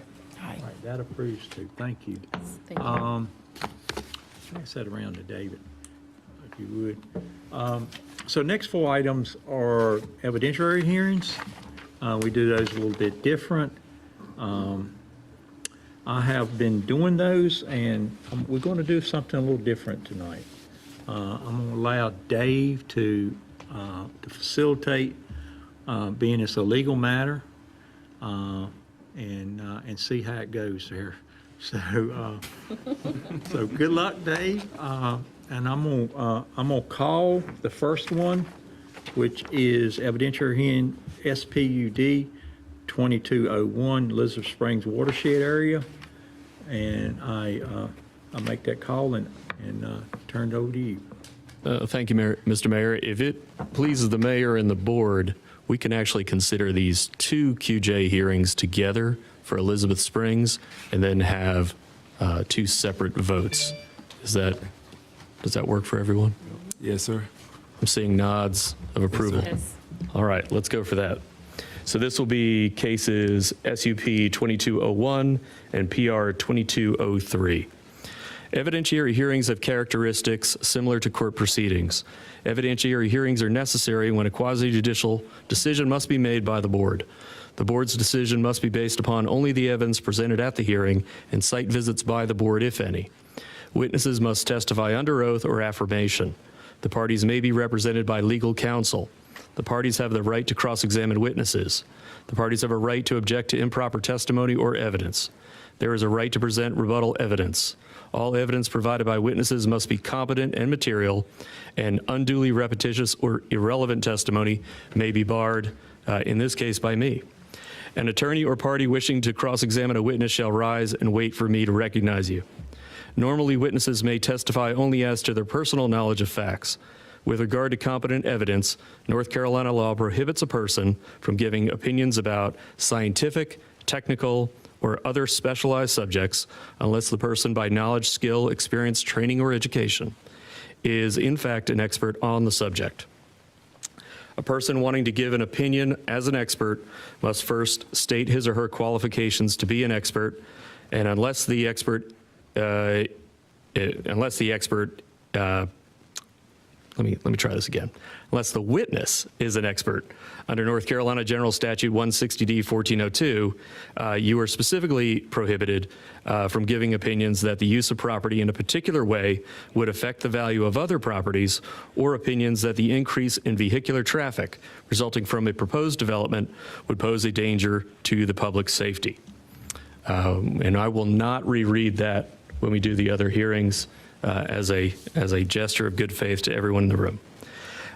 Questions for the board? This is the voir dire that we do each time for a QJ hearing, and you can respond with just a general acclamation on each one of these. I'll be watching for anyone for whom may have a conflict. A board member shall not participate in this hearing if the member has a fixed opinion prior to the hearing that is not susceptible to change, has engaged in undisclosed ex parte communications, has a close familial, business, or other associational relationship with the applicant or an affected person, or has a financial interest in the outcome of the matter. And you're answering now as to both these cases, although their facts are extremely similar, as we're talking about the property that's on the screen. Is any member predisposed to vote a particular way on this matter, such that his or her opinion is fixed and the evidence presented during this hearing is not likely to influence his or her decision? No. Has any member discussed this matter with proponents, opponents, or others? No. Does any member have a close familial, business, or other associational relationship with the applicant or an aggrieved party? No. Does any member have a financial interest in the outcome of this matter? No. While not a conflict of interest, specialized knowledge of members should be disclosed. Does any member have a particular knowledge or expertise regarding the site or the subject matter of this hearing? No. Has any member made a site visit? No. No. Is there any objection by a member of the board or by a party to the participation of any member of this board on the basis of a conflict of interest? No. No. And I'm not seeing any hands in the audience. Normally, I would return this to you, Mayor, but instead, I will ask the clerk to administer the oath to all witnesses. And on that point, if there's any chance that you may be willing or need to speak, I would ask that you please be sworn in at this time.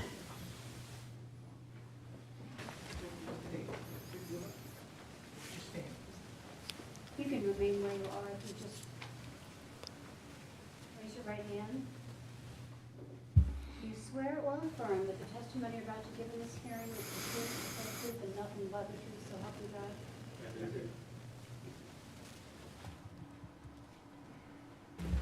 I don't know whether there are any opponents to this matter, but not having seen any during the legislative hearing, I'm going to guess the answer is no.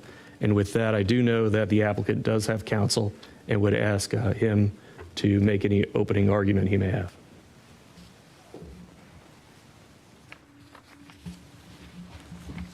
Good evening again. My name is Kevin Peach. I'm the attorney for, one of the attorneys for the applicant in this matter, Experience One Homes. They're the developer of the Elizabeth Springs subdivision. We're here this evening to discuss what I would term as a cleaning up action. Nothing that you will hear tonight is new information. In fact, it's been discussed. It was always contemplated by former boards that what you're seeing here would be the final outcome here in Elizabeth Springs. And I believe the testimony and evidence heard this evening will reflect that. The subject property, being the front of Elizabeth Springs, abutting Averett Road, has and has always been intended to be rezoned. Thank you for that. And developed. However, complications with the previous watershed overlay did not facilitate our handling this back in 2017 in the original application. So that's why we're here this evening. Tonight's testimony will show that the requirements for a special use permit amendment are met.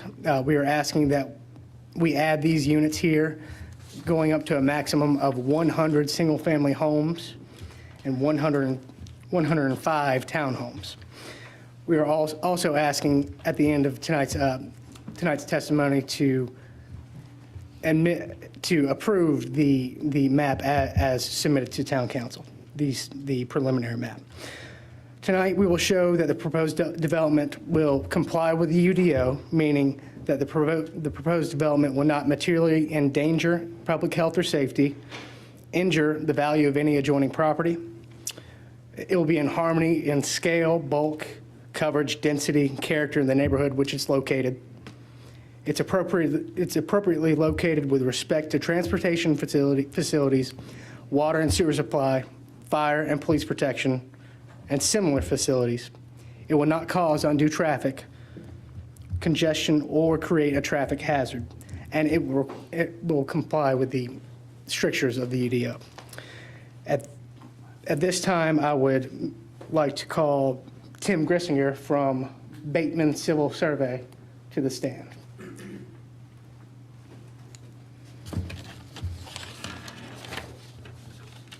Good evening, Mayor and Council members. Tim Grissinger, 112 Piperwood Drive, Cary, North Carolina.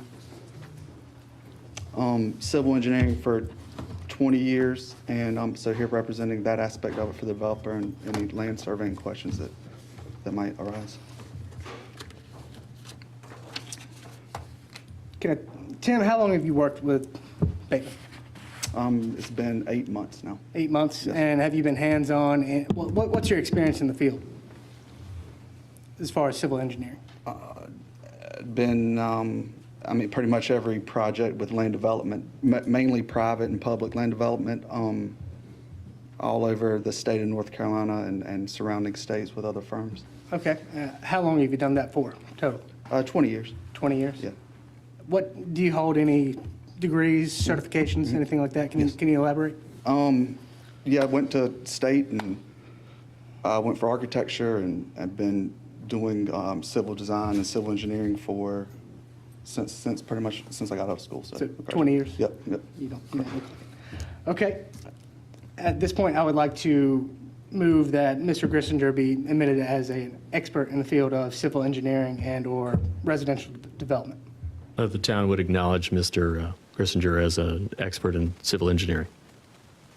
All right, Tim, can you walk us through your involvement in this project? I came on 8 months ago. A lot had happened. This project's been going on for multiple years now. The latest, I've been dealing with Michael and staff, just trying to clean up, I would say, and finalize this subdivision into what we see today. What we're looking at was approved by town staff under the old UDO. It was designed stormwater infrastructure, the roads per the Rolesville UDO. This front part of the development was included in that design as a whole. So the whole project was designed to account for all the aspects from the UDO. It's been permitted in that aspect and approved by the town. And just here today to answer any questions and help get this resolved for the developer. So, as you know, the UDO specifically requires for a special use permit that the request does not materially endanger public health or safety. As built out, should our motion tonight be passed, would these additional lots, in your opinion, your professional opinion, endanger health or public safety? it does not endanger health or public safety, no, sir. These roads are what, 50 feet wide? The right-of-ways, yes. Yes, okay. Yeah. The three roads we're looking at are Averett, I'm sorry, Kavanaugh, sorry, I can't read it. I can't read it. Where's, yeah, I don't have that. You have that? I do. It's too small right now. We'll move on from that. Yeah, okay. Do these roads have sufficient room and access for fire, ambulance, first responders? Yes, they were designed with those Okay. requirements. Garbage yes. trucks, Yep. things like that? Yes. Okay. What about fire hydrants? Yes, fire hydrants were adequately located per the town and North Carolina Fire Code, yes. Okay, what about density? Yeah, density falls under the allowance of the current UDO, or the UDO that it was designed under. Okay, and these additional lots, as we're requesting tonight, they are of the same density as the rest of the development. Correct? Yes, correct, yes. This still falls under the density allowance. All right. Correct. Are there sufficient hookups to water and sewer here? Yes, there are. Okay. Not going to cause any sort of overflow or too much demand on the water system? No, it was designed with these lots and taken into consideration, yes. Okay. Allow me to, if you would, let me shift gears to the second matter, which Mr. Grissinger's testimony would directly relate to. Did Bateman prepare the preliminary plats for this? Yes, we did. Did you have any hand in that? On the getting it to this point, yes, between town council and cleaning up the maps in this final map, yes. Okay. As you see this final map, is it compliant with the strictures, the requirements of the UDO? Yes, it is. State law? Yes, it is. Okay. No further questions for you, sir. Okay, thank you.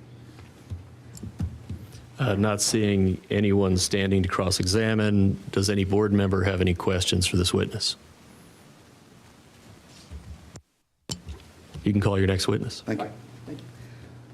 And I'll call Travis Fluitt, traffic engineer.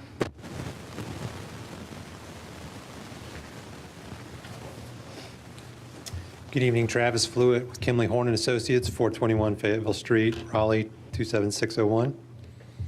Travis, can you state your occupation? What do you do for a living? I am a professional transportation engineer, And how long have you done that? 18 years, Have you testified in any quasi-judicial hearings before? many, many times. In this building? I believe so, yes. Okay. At this point, I'd like to submit Travis Fluitt as an expert. The town recognized Mr. Fluitt as a traffic engineering expert. Okay. Travis, there's been a few questions here tonight regarding traffic impact here. You have conducted a traffic impact analysis, correct? Yes, we prepared a traffic impact analysis in December of 2017 for the full build-out of the development for 94 single-family homes and 108 townhomes. 108, that's a little bit higher than the 105 we're asking for tonight. Correct. Did you Yes, propose a memorandum just a few months back? Yes, we prepared a trip generation analysis comparing the new land use mix of 100 single-family homes and 105 townhomes to that previously prepared traffic impact analysis, and determined that the new land use mix would generate approximately 8 fewer AM peak hour trips and 5 fewer PM peak hour trips than what were included in that original study, and none of the recommended improvements from the original study have changed. So traffic will be better with these than originally intended? Marginally, yes. Okay. Essentially no change. Okay. You can't think of any undue traffic congestion or any traffic hazard? Correct. There would be no undue traffic congestion or hazard due to this change. Okay. I don't have any further questions. Not seeing anyone rise to cross-examine this witness, are there any questions from members of the board? I have a question. Just to be clear, so with the adjustments that were made, it just seemed like it was more feasible to add more housing to the project because it wasn't being impacted by the traffic? So are you maxing out the housing to match the traffic impact study? No, I think it's just a change in single-family units, multifamily units to single-family units. I do not know why the unit mix changed, but it does result in a slight decrease in traffic, just due to the nature of the land uses. But as previously stated, the original study included the full build-out in preparation for using that additional area. But not for 108 though, correct? Correct. I'm just trying to figure out the 8, and I heard what you said, but I'm probably just not absorbing it. It just seems like now that it's packing the community with more homes. I guess so. Previously, it was a total of, at least in our study, 94 single-family and 108. So that's 200 and, I'm doing my math, 202 units, and now we are at 205. So it's only 3 additional units. Gotcha. All right, thank you. What do you equate the change in the traffic going down to? Have you all talked it's- about that, or?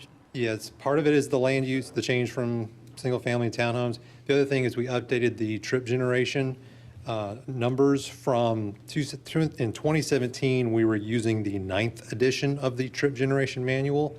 They have since moved to 2 different versions. We're now on the 11th edition, so we updated it to the most recent data. So the most recent data is more generous on traffic? Is that what I'm understanding? I guess for this land use, very slightly. Okay. But they've updated to more recent studies Gotcha. and getting rid of some of the older data from long ago. Gotcha. And just my conjecture, I think probably people working from home too, with the changes that have happened, maybe contributing to some of that too. Right. Thank you. With the additional numbers using the old study, would that go over the requirement? Would that exceed Potentially, it? I don't know, haven't done that comparison. Okay.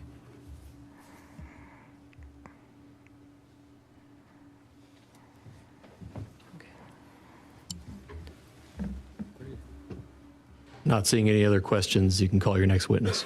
Thank you. I'll call Gay Orr to the stand.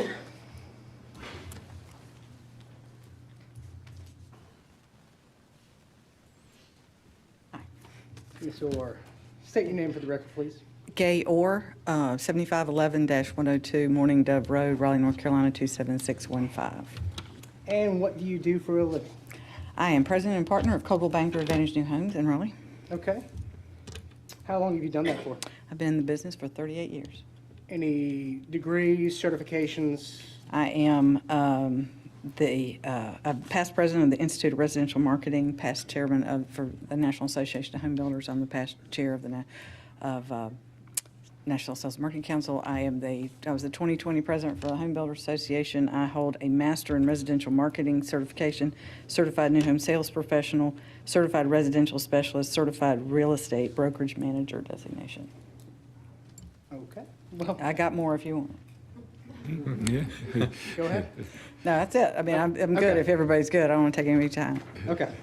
At this point, I would like to, I'll move to qualify Ms. Orr as a expert witness. Expert witness in what? In real estate, impact commercial real estate. I'm sorry, residential real estate. The town would acknowledge Ms. Orr as an expert in residential real estate. Ms. Orr, you've done a little work on this project before, haven't you? That was. I've been involved with it from the beginning. From the beginning, okay. You published a marketing report in 2018, correct? Mm-hmm. All right, I have a copy of that if you need to see that. Now, obviously, market conditions have changed since 2018. Would you Yes, say? yes. Tell us how those have changed. Well, I think everybody knows the market has gone a little nuts, and so have costs and all of that. But I guess the anticipated price we were going for has gone up considerably, but the sales have been very brisk. We Okay. have been selling them quickly.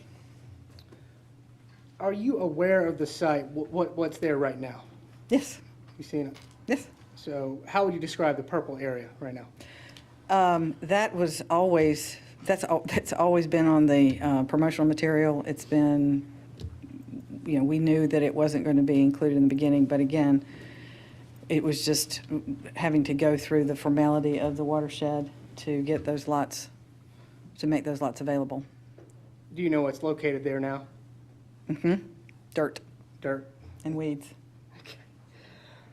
Let's say tonight's motion doesn't go our way. Would you think that would have an impact on adjacent property owners? Absolutely. We can't, as Mr. Schmidt said, we can't put the entrance in, we can't put the amenities in. The amenities, we had hoped to have the amenities open sometime this summer for the homeowners and the people that are living there, and we can't do that at this point. But it looks horrible, quite frankly. Would love to have the entrance and the amenities. let's say you were the real estate agent for Lot 1. Would I am. You are, that's right. Would it sell for higher or lower price without the purple area being developed? It would sell for it would sell for less. Less. Yeah. Same thing with Lot 2? Only because it's just such an, it's just bare. There's nothing there. There's nothing we can do with it. Okay. So as you know, under the UDO, any special use permit or amendment thereof cannot be passed if there is a negative effect on adjacent property owners, correct? Mm-hmm. If the purple area is built out, would you say that would have a positive effect on the Absolutely. adjacent owners? Absolutely. Okay.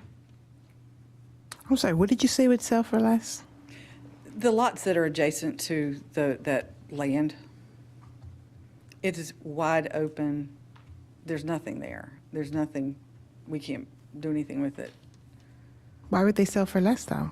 Isn't that more privacy for the lots that are there, for the houses that Not are the way there? it is. I never saw the lot, so that's why I'm asking If that. it were treed and wooded and there was some privacy there, but it's wide open. It is actually, the roads are in. It has been developed. It is ready for a house to be built. And it would not, if it was just sitting there, it would continue to, it would not benefit anyone for that just to sit. But it doesn't necessarily mean the houses would sell for less in this market. Well, Right, today, technically? well, no, I'm sorry. Well, we could get into a market discussion easily, but the market has started to cool. And so we have been very successful when we have sold out first phase. And we did that in a very short period of time. But we are seeing a slowdown in traffic and in sales across the board. Okay, thank you. Anything else? Are you familiar with developments to the south of this location? Yes. Any bare strip like that and anything you've seen around there? Well, and under development, yes, but they're building. As built out? As built out, no. No, okay. As far as you're aware, if the purple area is built out, we get our motion here passed tonight, would it be the same character as the rest of the development? Absolutely. Same? Mhm. Okay, no further questions. Okay, is that me? That, everybody? Seeing no one rise to cross-examine, any questions from members of the board? No. You can call your next witness. Well, my last witness, Mr. David Schmidt, he's already spoken to me. Sorry, got a bad hip. I got to hitch him. I get along. Again, I'm David Schmidt, one of the owners of Experience One Homes at 1132 Goliath Lane in Apex. It would impact the value of the rest of the houses because everybody's expecting to have a pool and a clubhouse and a nice entry feature. If we don't put those in, we would have to start telling people that they won't have those amenities in there, and it will absolutely have a direct impact on what we can sell the rest of the houses for in the community. It will probably have a revolt from the people that have already bought and already moved in. That's a better response, and I understand that, but I thought you were just talking about houses before going over there. I wasn't thinking about the rec area, so that would definitely impact. Oh, it would have a big impact. Thank you for that. I wanted to make that very clear.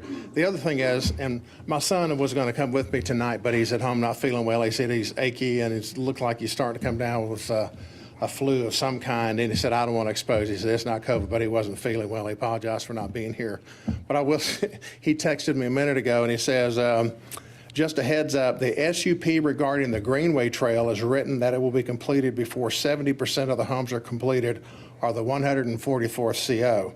Those numbers prove that the total lot count is 205. And what he means by that is there is a Greenway Trail component that we have to build, which we're getting ready to put under construction that runs through the development. If you take 144 and divide it by 0.7, that's 70%. You get 205.67. So there's another indication that staff was aware that we were planning on doing these 100 single families and the 105 townhouses. Just as an additional thing, and like I said, I'm happy to answer any more questions for you. It is a beneficial project, and I don't know that it really sank in. Those lots have already been developed. We had to develop the area up there to provide the 2 entrances that are required by state fire code. Once you get more than 30 lots in the neighborhood, you have to have 2 ways in and out. So the purple area where you see all the pink roads in there, when you see the lot lines divided, those roads are in the ground. The water and sewer services are to the lots that you see on there with the anticipation that we hope you approve this. But that had to be done anyway for the, for fire safety reasons. Okay, David, you provided some testimony in the rezoning portion. I think we're going to have to ask you to give some of that again for this evidentiary hearing. Okay. I apologize for that. Can you give us a brief history of this development? This was brought to us, matter of fact, the engineering firm, my son was out looking for other property, and we were working with Bateman Civil Survey at the time, and he just mentioned to Stephen Carson, the owner, did he have any, idea of properties? And he, because Wright Whitley had hired them to do the work on this project, he said, yeah, they are looking for somebody to buy the property, so we'd love to talk to them. That's how we got introduced to it. And that process started in late 17 or early 18. We came out and looked at the project. We put it under contract. We went through all the due diligence that a developer built. We're the builder and the developer both here. We're doing both, which we like to do. We can control the environment. We did make a few little lot adjustments to enhance the overall marketability of the project in terms of the size of the lots and so forth. And then the discussion at that time was, okay, good Lord, Whitley. I can't think of his first name right now. It'll come to me. But anyway, in the discussion, he had mentioned that front acreage was in the watershed, and I've already, made testimony here that he said, the process on this and dealing with staff was that you'll have to go back and get the watershed removed, you get it regraded. Once you get it regraded, you get the state approve it, and then we come back for the rezoning, which is why we're here. And it was always anticipated, like I said, that was integral and a part of the project. It would have very serious consequences to the financial side of this for us if that doesn't happen. But our biggest concern right now is getting that rec center in there and getting the entry feature up, which our homeowners, they keep asking us, when are you going to do this? And all I can say is as soon as we get the, rezoning accomplished. So. Well, good news, you got the rezoning. So, as built, the purple area, will it be essentially or identical to all the models that you're offering and have already developed in the red area? Yes, it's exactly the same. The lot sizes are consistent with the rest of the lots. The townhomes that are in here, most townhome development, you see lots that are 20, 21 feet wide. These are 26 and a quarter, which allows us to do a 2-car garage and put a nice floor plan layout without having to have the garage underneath the rec room and your your living area and all your bedrooms on the 3rd floor. So these are way nicer. I'd encourage you to come out and look at the architecture on these because these don't look like standard townhouses. They are architecturally very, very nice and have a lot of character to them is a great way I would describe that. Please go look at them. I think you'll be impressed with what you see. I just did. They are nice. Yeah. And if you go into the 2 models, you'll see that we have already opened. They're fully merchandised. We don't decorate with merchandise because merchandising involves floor plan layouts and merchandising to, buyer profiles and things like that, but they're also really nice. We've had a great response to the homes out there, both on the townhouse side and the single-family side. You all will be very impressed when you see when it gets all finished.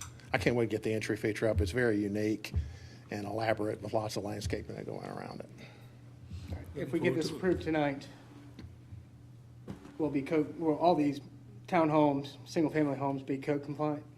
Yes. Yes. Compliant with the UDO? Yes. Okay. No further questions. How many lots have been sold? Did you say that already? 98 out of the 205.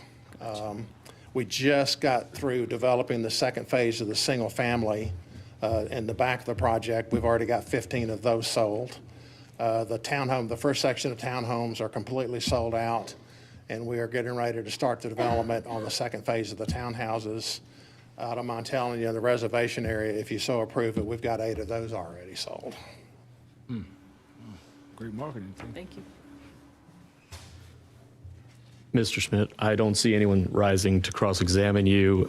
Before we let you go and before I turn you over to the board, your attorney already knows this. The text that you read out could not be admitted as it's hearsay as to the truth of the matters asserted. If you had firsthand knowledge as to that calculation, or staff does, we may be able to get that in a different way, but the board should not consider that evidence. And secondly, your opinion as to the impact upon value at the beginning of your testimony, the board should not put that in your mix, but I believe you've heard other competent evidence on that topic. And are there any questions for this witness by the board? No, sir. For what it's worth, I've been doing this for 40 years and built about 6,000 houses. I've been doing this a long time. So I have a pretty good idea of what will hurt values and what won't, and what people like and what they don't like, and we try to design that into all of our projects. All good? Thank you, David. Thank you. I have no further witnesses, so. Okay, thank you. Is there anyone here to present evidence in opposition to the application? Seeing none, does staff have any further comments to be made with regard to the application? Seeing none, the town will accept the staff report that was previously presented as evidence and such that can be added to the record. And with that, I will turn this back over to the board for your deliberations and potentially for a motion. Actually, 2 motions, sorry. Okay. So I understand we did both public hearings? Yes, sir. All right, that's good. Board, before I close this, is there any questions from the staff, any questions? No, sir. At all? No, sir. All right. Down on that end? Okay. Not hearing any, I'll close the evidentiary hearing, and it's up to the board for deliberations. And I will entertain a motion. I think there was one in the packet. We will need 2 motions. Yes, sir. On each one. You got it, Dan? I'll do it. Because I'm not on it right now. Okay. I move to approve the special use permit request SUP 22-01 Elizabeth Springs, former watershed area, based on the evidence and testimony received at the hearing to determine the finding of fact. Okay, got a motion and a second. Is there any other discussion? Not hearing any. All in favor say aye. Aye. Any opposed? Not hearing any. Commissioner Officer, you want to do the second motion? Yes, sir. Move to approve preliminary subdivision request PR 22-03 Elizabeth Springs, former watershed area, based on the evidence and testimony received at the hearing to determine the finding of fact. Is there a second? Second. Okay. Got a motion and a second. Any other discussion by the board? No, sir. All in favor say aye. Aye. Any opposed? Not hearing any. Both motions are carried. So you can tell the residents you're going to put that center in for The amenities. get it in there. You won't get it in there by summer, I don't guess, but appreciate that. I think I'm going to take a 10-minute recess. Yes. Oh, yes. Before you do the next one. So let's start back at 9:10. Thank you. We're in recess. My time. They're trying to move through this.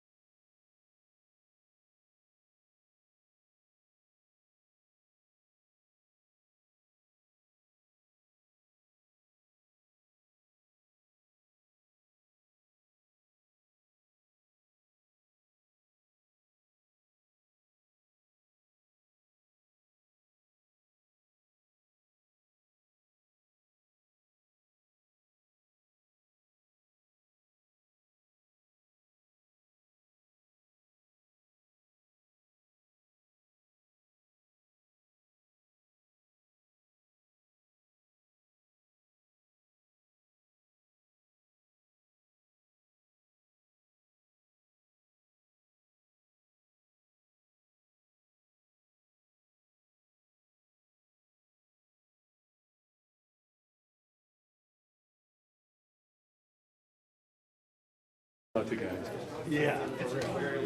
What we could do. Yeah.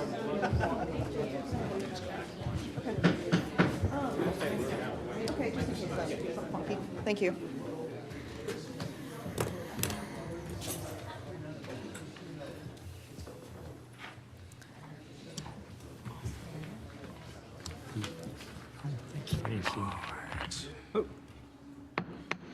Okay, call back to order, town board meeting. Next item on the agenda is 2 evidentiary hearings for Walbrook and Walport Townhouses. PR 21-04 and SP 21-02. As we did before, I'm going to turn it over to Dave Neal, attorney, to facilitate the evidentiary hearing.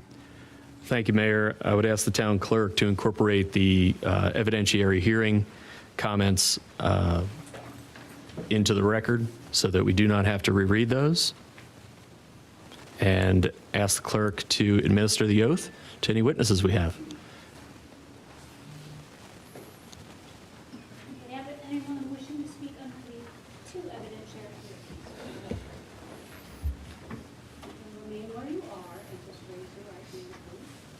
Do you swear or affirm that the testimony you're about to give in the hearings is the truth, the whole truth, and nothing but the truth, so help you God? I do.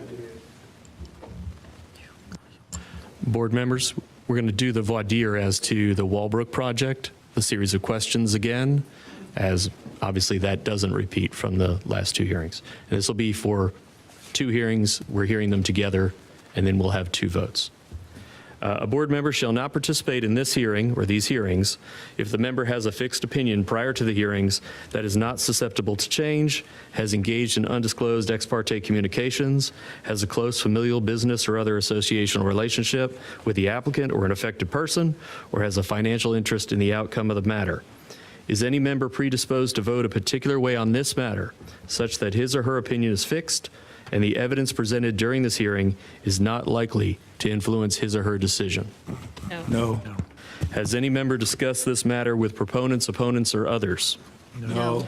Does any member have a close familial, business, or other associational relationship with the applicant or an aggrieved party?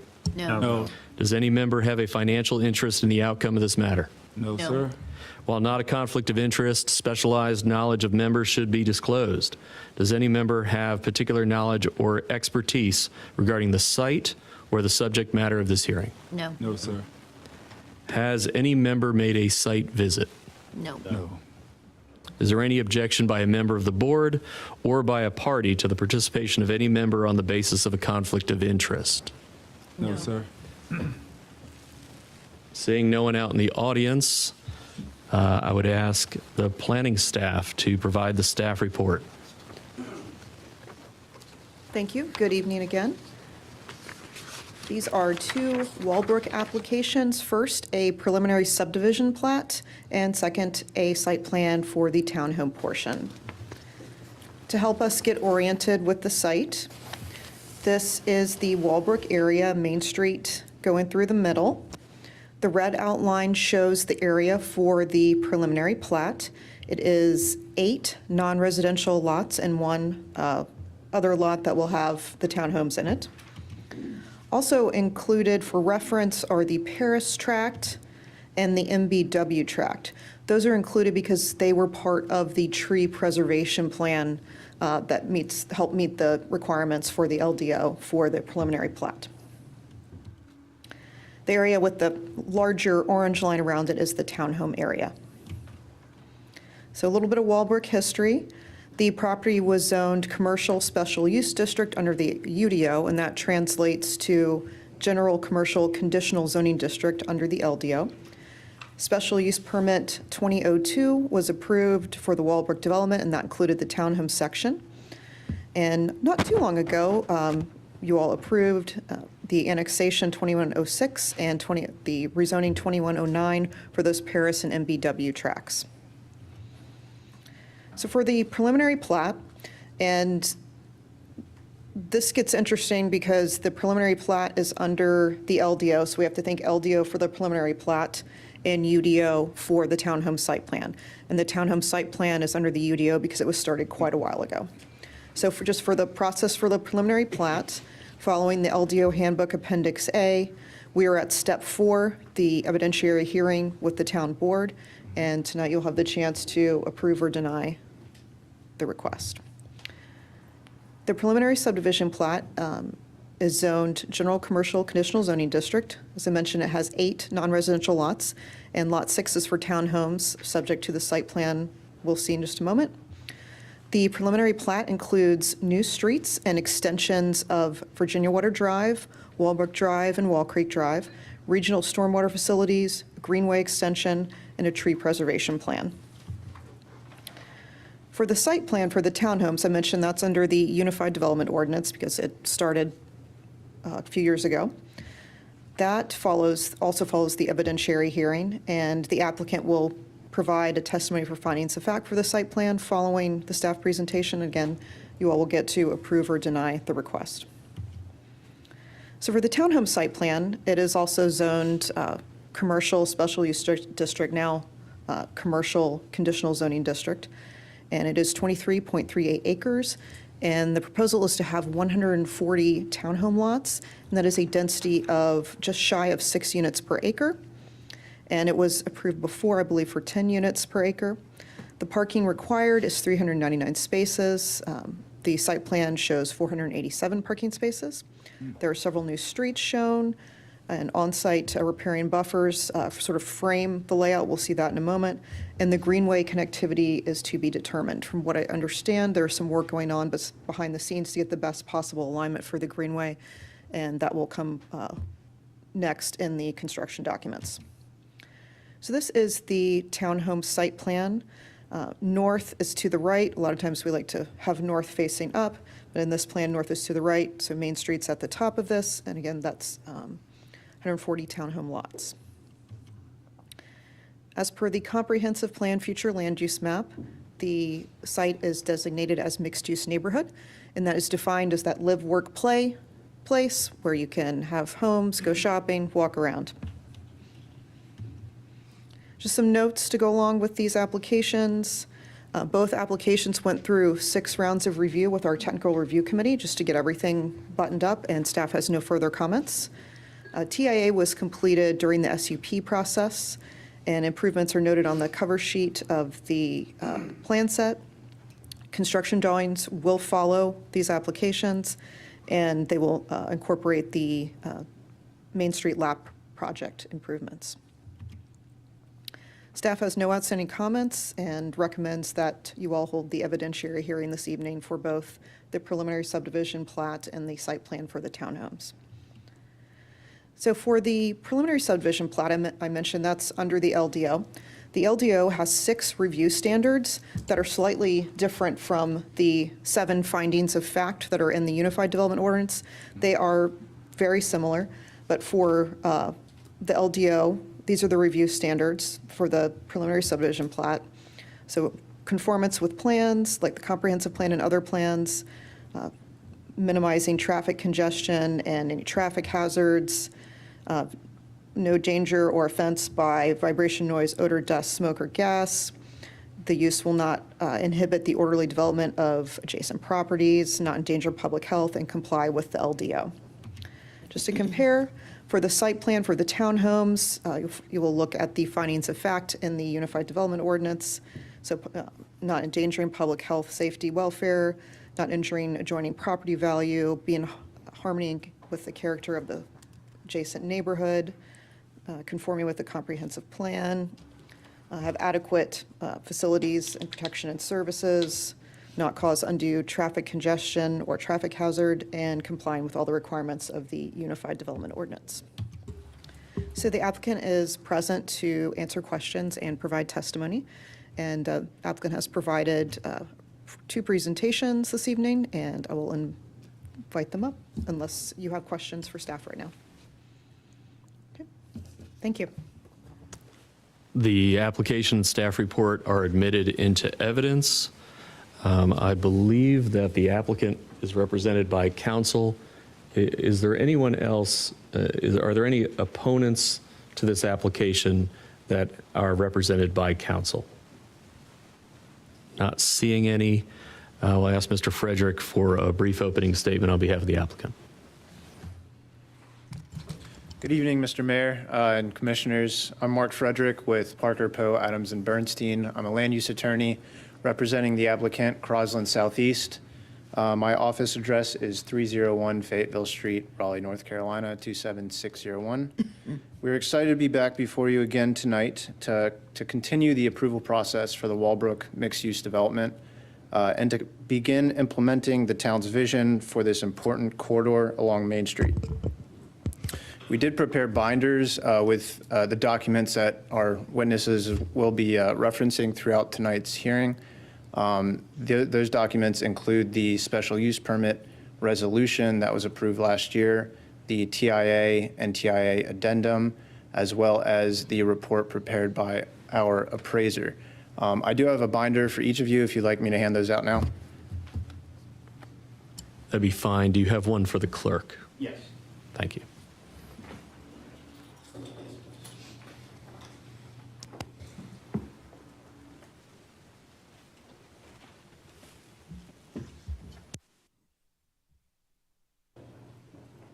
Are we returning these to you? No, you may keep these. Oh my gosh, they're And so admit them big. into evidence. Thank you. It's not that bad. Carry it. Thank you. The one who actually made the comment about it. Need one doesn't extra. have one. I'll return this in a second. Okay.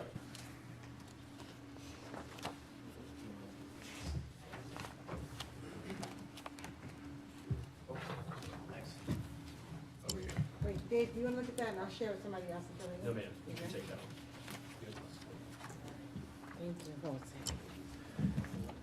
As you go through your evidence, if you would ask for an admission, tender each one of those documents as they become relevant, that'll probably be the best way. Thanks. So Walbrook is a mixed-use project that will activate the southern portion of Main Street. This master plan shows the property included in the entire development with commercial uses along Main Street, both to the north and south, and then residential uses further to the bottom of the screen, so southeast of Main Street, adjacent to the existing single-family residential neighborhoods. So Crosland Southeast has been working on obtaining approvals for this project for quite some time, for several years now. I understand this presentation converted so the text is very small, but I'll walk you through these pretty quickly. So about a little over a year ago, we came before you and obtained approval for a special use permit to allow the townhome use on the residential portion of the development. The special use permit resolution is the first, it's under tab 1 of that binder. Many of the findings of fact and conclusions of law remain true today, but we do have experts to present evidence on those findings of facts again tonight. So the next was an annexation and rezoning for various portions of this development that were approved in February of this year. And then there are a few remaining approvals that are currently under review. There will be more in the future as well. But currently, there are 2 before you tonight that require a quasi-judicial hearing for approval. The first is the preliminary subdivision plat, and then in that preliminary subdivision plat, we'll subdivide the 2 parcels to the south of Main Street into 8 parcels to allow the mixed-use development. And then the site plan, also before you tonight, will allow 140 townhomes on that, on what is known as Lot 6, within those 8 lots to the south of Main Street. This site plan for the townhomes is essentially a continuation of the special use permit that we had approved last year. This site plan just looks at the specific requirements of the UDO and makes sure we are in compliance with those requirements. We also have two other applications under review. One is for a site plan for 4 commercial buildings on lots 1 to 4, including the Publix. We also have construction drawings under review for mass grading and sewer line realignment for lots 1 to 5 and 12. The last column in this chart, I included just to provide some clarity on whether the LDO or UDO applies, just because a lot of these applications are straddling that effective date of the new LDO. So the preliminary subdivision plat, because it was submitted after the LDO was approved, is being reviewed under the LDO. But the site plan for the townhomes, it was submitted prior to the LDO's adoption. So that portion has been reviewed under the UDO.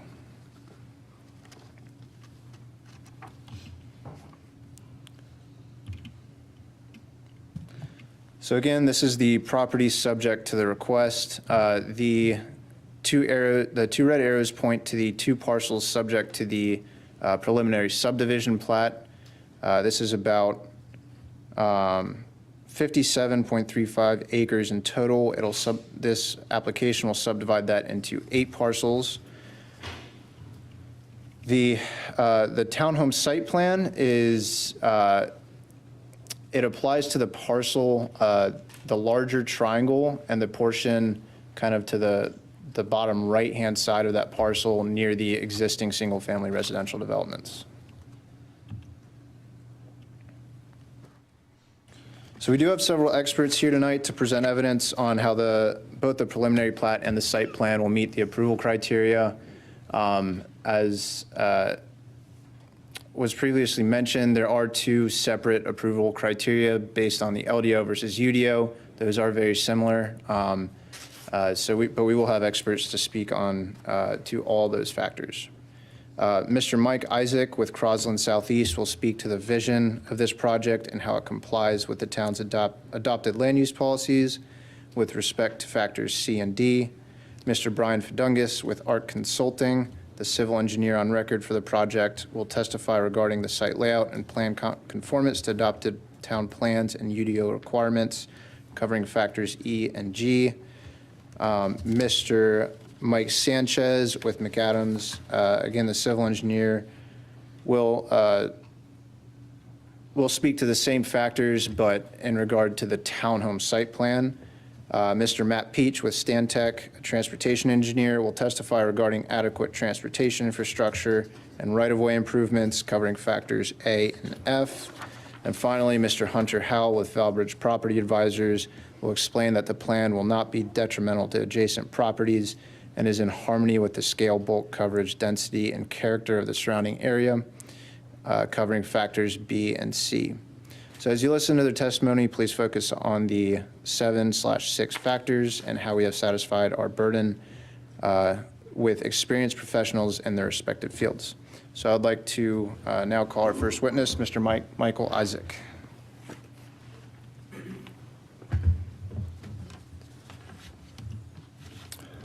Good evening. I'm Michael Isaac. My office address is 121 West Trade Street, Suite 2550, Charlotte, North Carolina, 28202. I'm a senior project manager with Crosland Southeast, a real estate development firm. I have 8 years of experience in real estate development and completed similar projects across the Southeast. I have a bachelor's degree in construction engineering and management from NC State University, and I'm a registered professional engineer. As project manager for Walbrook, I lead the efforts for the execution of this project that brings the town's Main Street vision plan to life in coordination with the transportation improvements.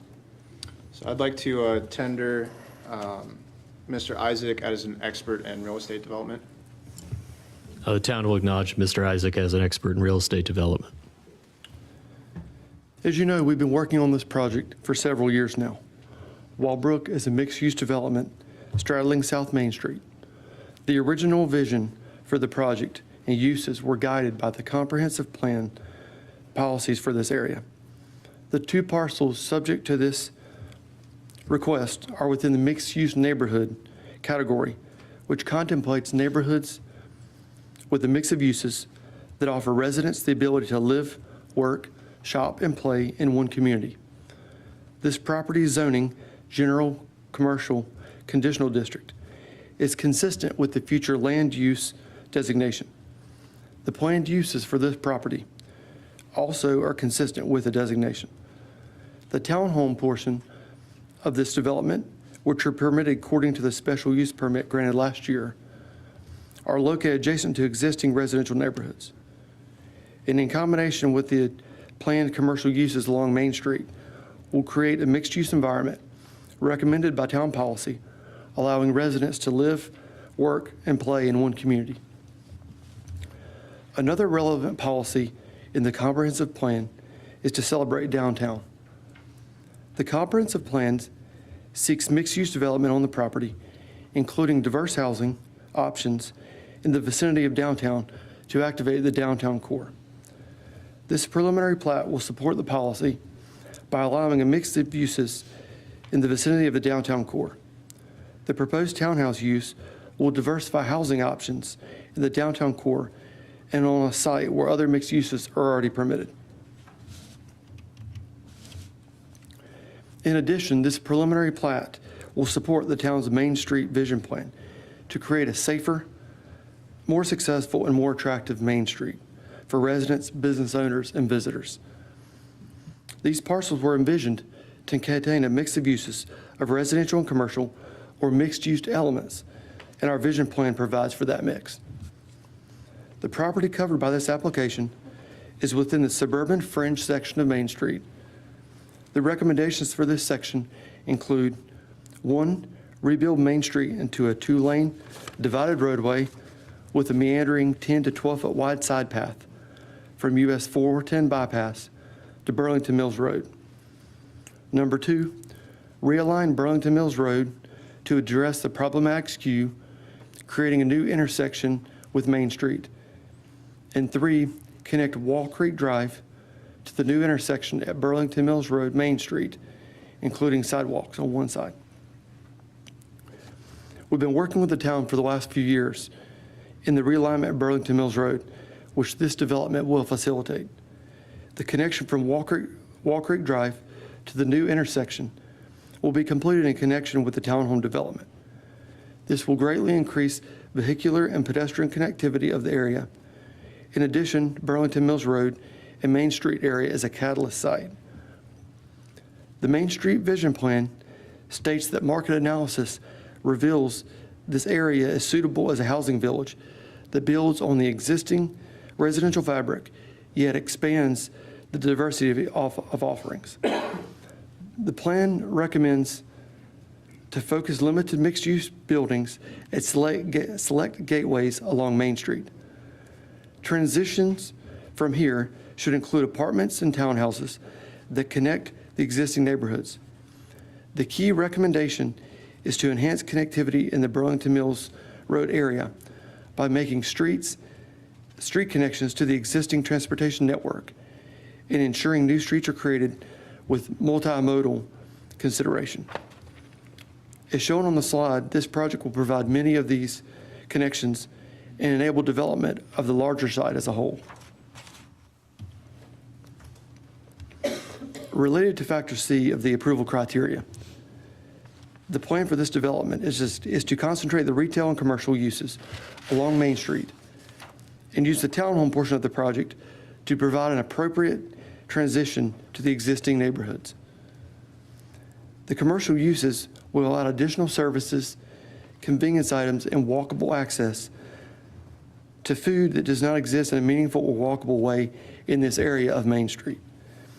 Builders commonly request walkable amenities and seek to place new residential communities in areas near neighborhood-scaled commercial goods and services. In my experience, having these amenities closer to existing neighborhoods tends to have a positive effect on existing adjoining properties.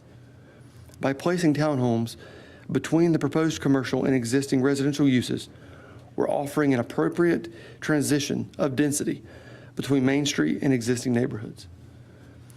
The site plan for the townhome portion of the project proposes 140 townhomes. which is a density of just under 6 units per acre. Those townhomes are buffered from the existing neighborhoods by a combination of preserved open area or open space and landscape buffers.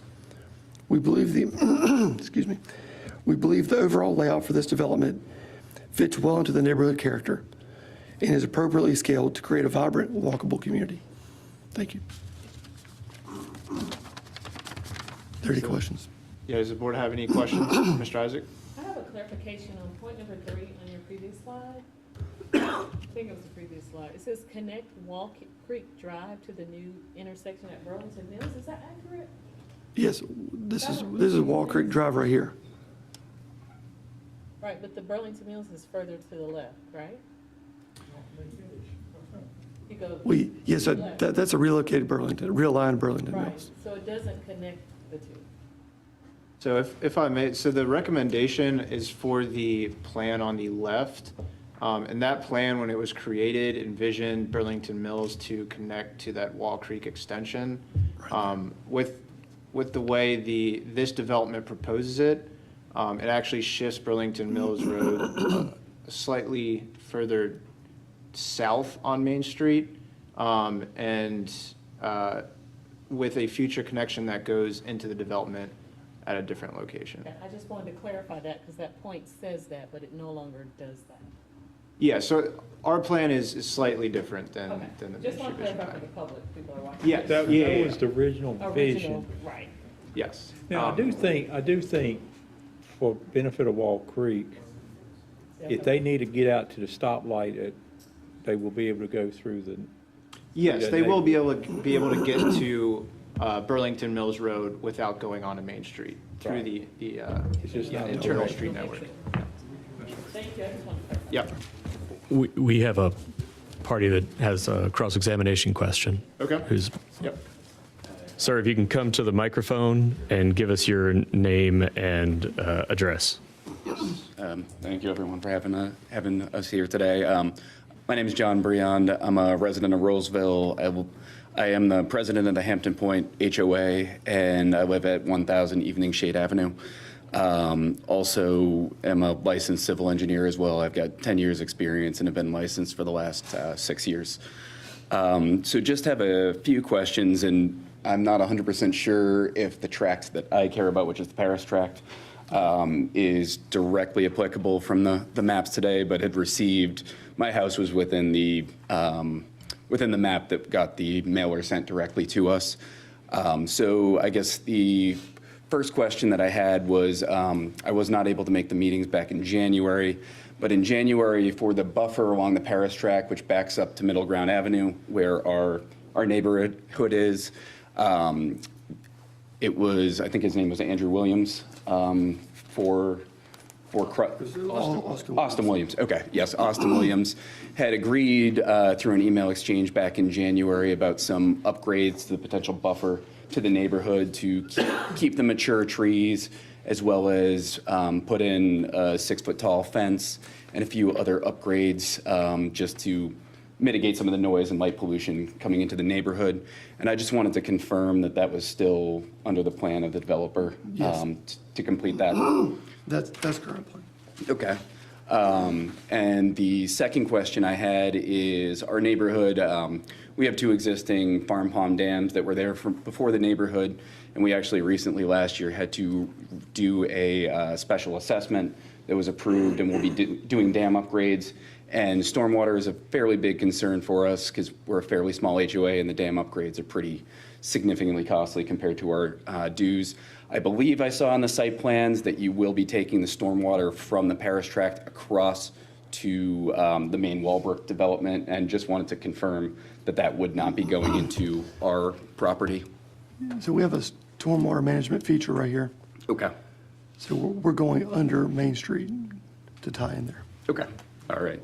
And then just the last question with traffic, and I assume that this has been kind of vetted out, but don't see any major adverse traffic impacts from the commercial development on our side, because we do have some issues right now with the charter school, especially when coming in and out of the development during the drop-off and pickup windows.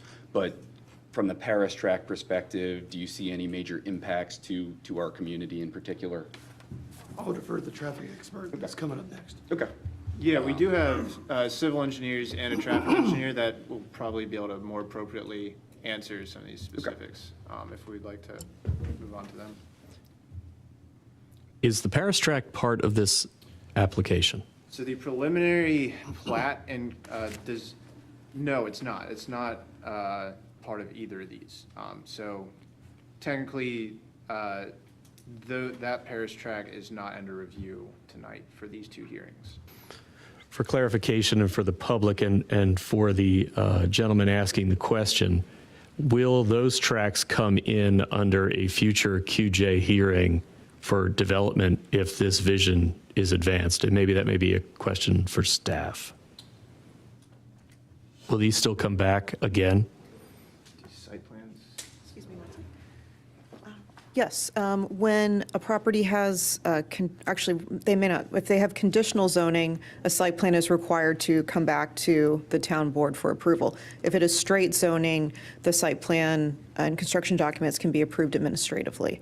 So I want to say the zoning. The Paris tract does have conditional zoning. It does have conditional zoning? Do we have a? This tract. Okay.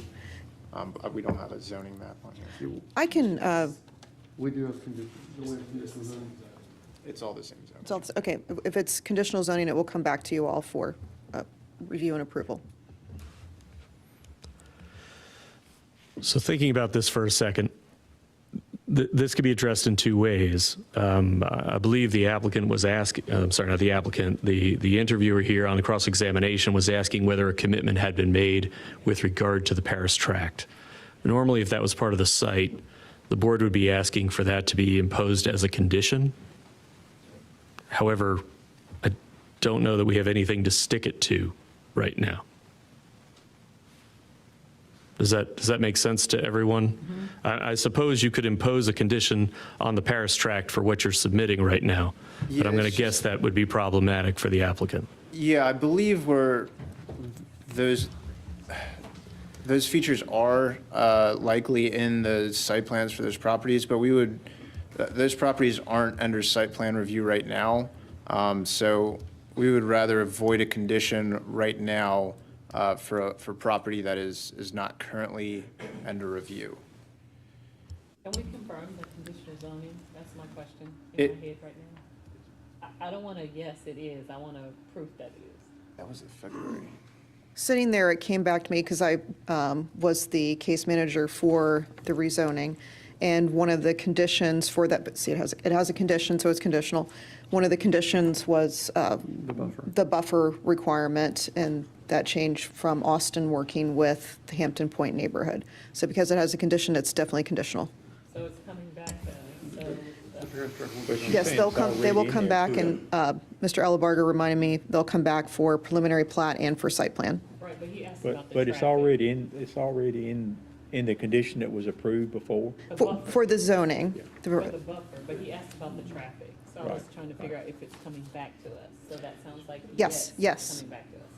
So- And then we can address the traffic. Thank you, Mr. Beyond. Do you have any other questions? No, that's it for me. Can I ask, I know you were saying you were representing the homeowners, but do Yes. you actually live in the cul-de-sac that's connected? So I do not live on Middle Ground Avenue, but the cul-de-sac directly adjacent to it, Evening Shade Avenue, I live right next to the water tower. And I personally did receive one of the buffer letters for my residents. And part of the reason I came today, because I assumed that the Paris tract had to be close enough to our development to deal with this. So if it's something that we have to come back for, that's fine. But just wanted to represent the HOA as part of the hearing, so. Appreciate You're in that. the back of the neighborhood then, basically? Yeah, so on this site plan, if you see the Paris tract that backs directly up, and there's that first cul-de-sac right there, directly adjacent to it, I am the one right next to it towards the corner of the school. Where's the pointer at? Is it up there? Use the mouse to. So this is Middle Ground Avenue right here where the mouse is. My house is Evening Shade Avenue. You can kind of see I've got a little bit of cut out of the woods right here is my house right there. You back right up to it. So I back right up to the water tower in the middle school.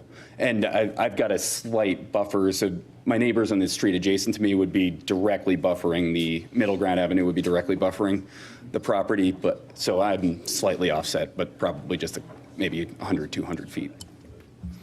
Thank you. Thank you. Yep. I think I know where Thank you're you. going. So- Thank you, Mr. Brion. Are there any other questions for Mr. Isaac Thank you. from the board? You can call your next witness, Mr. Frederick. I would like to call our second witness, Mr. Brian Fagundis. Thank you, Mark. Good evening, Mayor, Commissioners. I'm Brian Fagundis, civil engineer with ARC Consulting Group. Office address 27, on your way. No, Sorry about just changing slides. Thank you. 2755B, Charles Boulevard, Greenville, North Carolina, 27858. I am, I guess, by education from North Carolina State University. They were kind enough to grant me a Bachelor of Science in Civil Engineering before I left. Licensed professional engineer in North Carolina, South Carolina, Virginia, Kentucky. Been a practicing civil engineer a little better than 21 years.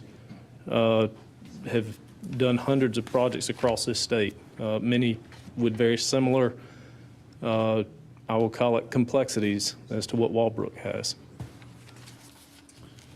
I would tender Mr. Fagundis as an expert in the field of civil engineering and site design. Town would acknowledge Mr. Fagundis as an expert in civil engineering and site design. Thank you. So my role in this project, and I was here a little better than a year ago with the special use process that we went through. But my role overall in this project is I've overseen layout and design of the preliminary plat before you here tonight. Have been working with various parts and components of this project for almost 5 years now, including the special use plan, like I said, that was approved last year. The preliminary plat before you tonight, again, it is the two parcels on the south side of Main Street, and the intent is to provide subdivision for 8 parcels that allows this development really to move forward as somewhat of a mixed use, with Lot 6 being the residential component of the project and the balance of those being non-residential. What you see on the screen here is essentially Lot 6, which is the site plan that accompanies this submittal tonight. Mark referenced when he was going through the other sites or cases that have been submitted. There's also a site plan in review, not quite to this point, for Lot 1, 2, 3, 4, which are the anticipated lots for the Publix grocery store. Those are being reviewed by the town as we speak. We've worked very hard to ensure that this application complies with all applicable UDO and LDO components. And I say that kind of emphatically just to state one more time that the townhomes are being reviewed and administered under the UDO, and the balance of this preliminary plat is associated with the LDO. With the adoption of the new LDO, the two properties were converted from formerly the commercial outlying special use district to the current general commercial conditional district. So under the new LDO, townhomes are not permitted. However, in this case, because the townhomes, I'll use the term grandfathered, were grandfathered with the prior UDO approval of the special use, that's where the townhome component on Lot 6 comes in. That lot will be governed under those standards, which is why we talked about the difference of findings of fact a little bit between the two code sets.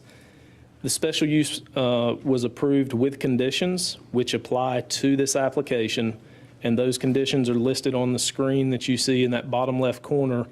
Those are conditions directly from the special use SU 20-02, and those conditions apply to all lots 1 through 8. Those conditions are, it's easier to read, and under tab 1, under that special use permit resolution, which I would move to enter into evidence at this point. Those are accepted. Under tab 1, tab 1.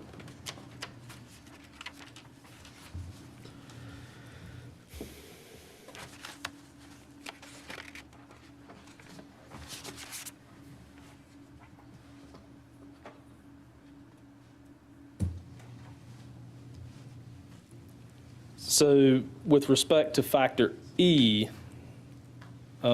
relative to site plan and LDO compliance, with the basic framework being laid out for these 8 lots, the basic framework was largely informed by town land use policies.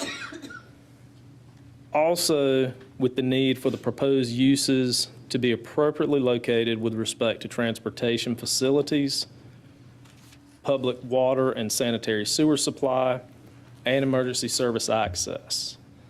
So the image on this slide is the overall site plan for the overall 8 lots that are before you associated with this preliminary plat.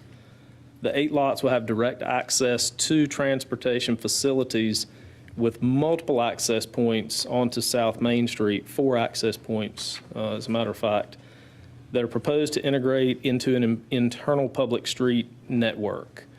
So this network includes the extension of Burlington Mills Road across Main Street to the south side of Main Street, the extension of 2 existing stub streets, Virginia Water Drive and Wall Creek Drive, and a connection to the Townhome community, Carlton Point Towns, to the west. So, Ms. Sutton, to address one of the questions you had, I think, that was relative to a prior slide that compared the Main Street vision schematic that the town had versus this layout, the connection of Wall Creek, it does actually connect over to Burlington Mills with some of these public street networks that are shown on this preliminary plat. Wall Creek, however, has a direct connection to South Main Street, not a direct connection between Wall Creek and Burlington Mills. So you've got a second public street to connect those 2 together, but they do connect internal to the property as well. The street network is well integrated into the existing transportation network, and it does allow for efficient flow of traffic and emergency services, including multiple routes of access for redundancy in the event that one route is blocked or impeded for whatever reason. All streets will have sidewalks on both sides. Street lighting will be designed and installed in keeping with the LDO, and a greenway will be constructed along the site's frontage across South Main Street. In addition, we have worked hard with Parks and Rec to help some of the greenway connectivity that will come down Virginia Water as well. Water and sewer for this property are provided to the site by City of Raleigh. Extensions and/or connections of those facilities will comply with applicable City of Raleigh standards, and they are well-versed in this project with us at this point. With, yes? I'm getting a little lost. Yeah. I don't have the same pictures you have, so I struggle. I like visuals. Yeah, I understand. Would you like me to go back? Yeah. Can you point to the greenway? You described it, but can you? So there's a multi-use path that's being integrated across the entire frontage of Main Street. That'll be a 10-foot multi-use path. That path effectively goes in, it is a blurred line, but it goes in as part of this project as well as the LAP project. And Where then, does it connect to the, I thought you said the village? You said the village or across the road? no, the other component is bringing a piece of greenway down into the property, down Virginia Water. Virginia Water, that's what. To try to connect, coming back down towards Carlton Point. Gotcha, okay. Yep, and we're still actively working through how some of the ins and outs of that transpire. That'll be finalized at the construction document phase. Gotcha. But there are a lot of moving parts and pieces to that environmentally to figure out exactly where does it land. But the intent to do it is there, and that's what this plan illustrates. Gotcha, thank you for that. Yep. And how far does the Main Street part go out? You said how long is that? The Main Street goes all the way from Jonesville Road and then all the way back in to the north side of Burlington Mills, essentially at the old Burlington Mills intersection. I didn't realize that. Yep. All right, thank you. So with LDO compliance, speaking towards factor G in particular, this application complies with open space, tree preservation, buffers, setbacks, et cetera, relative to LDO or UDO. And I'm saying that again to emphasize there's a little difference depending on which side of that coin you're on. Relative to open space, the non-residential portions of this project provide 1.44 acres of open space, comprised of one small and one medium area. The residential portion, or Lot 6, provides 9.15 acres of open space. The plan that you have before you is essentially an open space and buffer plan to try to help illustrate that. Maybe a little tough to see, and there's a lot of information on that plan, but that's where I'm pulling some of these particulars from. With the residential portion, I mentioned it provides 9.15 acres. The actual requirement for that lot, based on its size, is 3.5 acres. So it's well exceeding the required open space on that. What does the 24 acres mean? Say again? What does 24 mean then? 24.27? I'm trying to find where you're seeing that so that I can answer. Section 6, is that Walbrook Drive? Walbrook Drive? I think that's the total acreage lots. You said 9 point something of that is residential?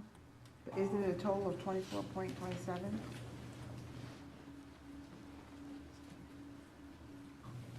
Are you asking if lot number 6 itself is 24 acres in area? Yeah, that's what it says on this one. and I'm still trying to find where. Which one are you looking at?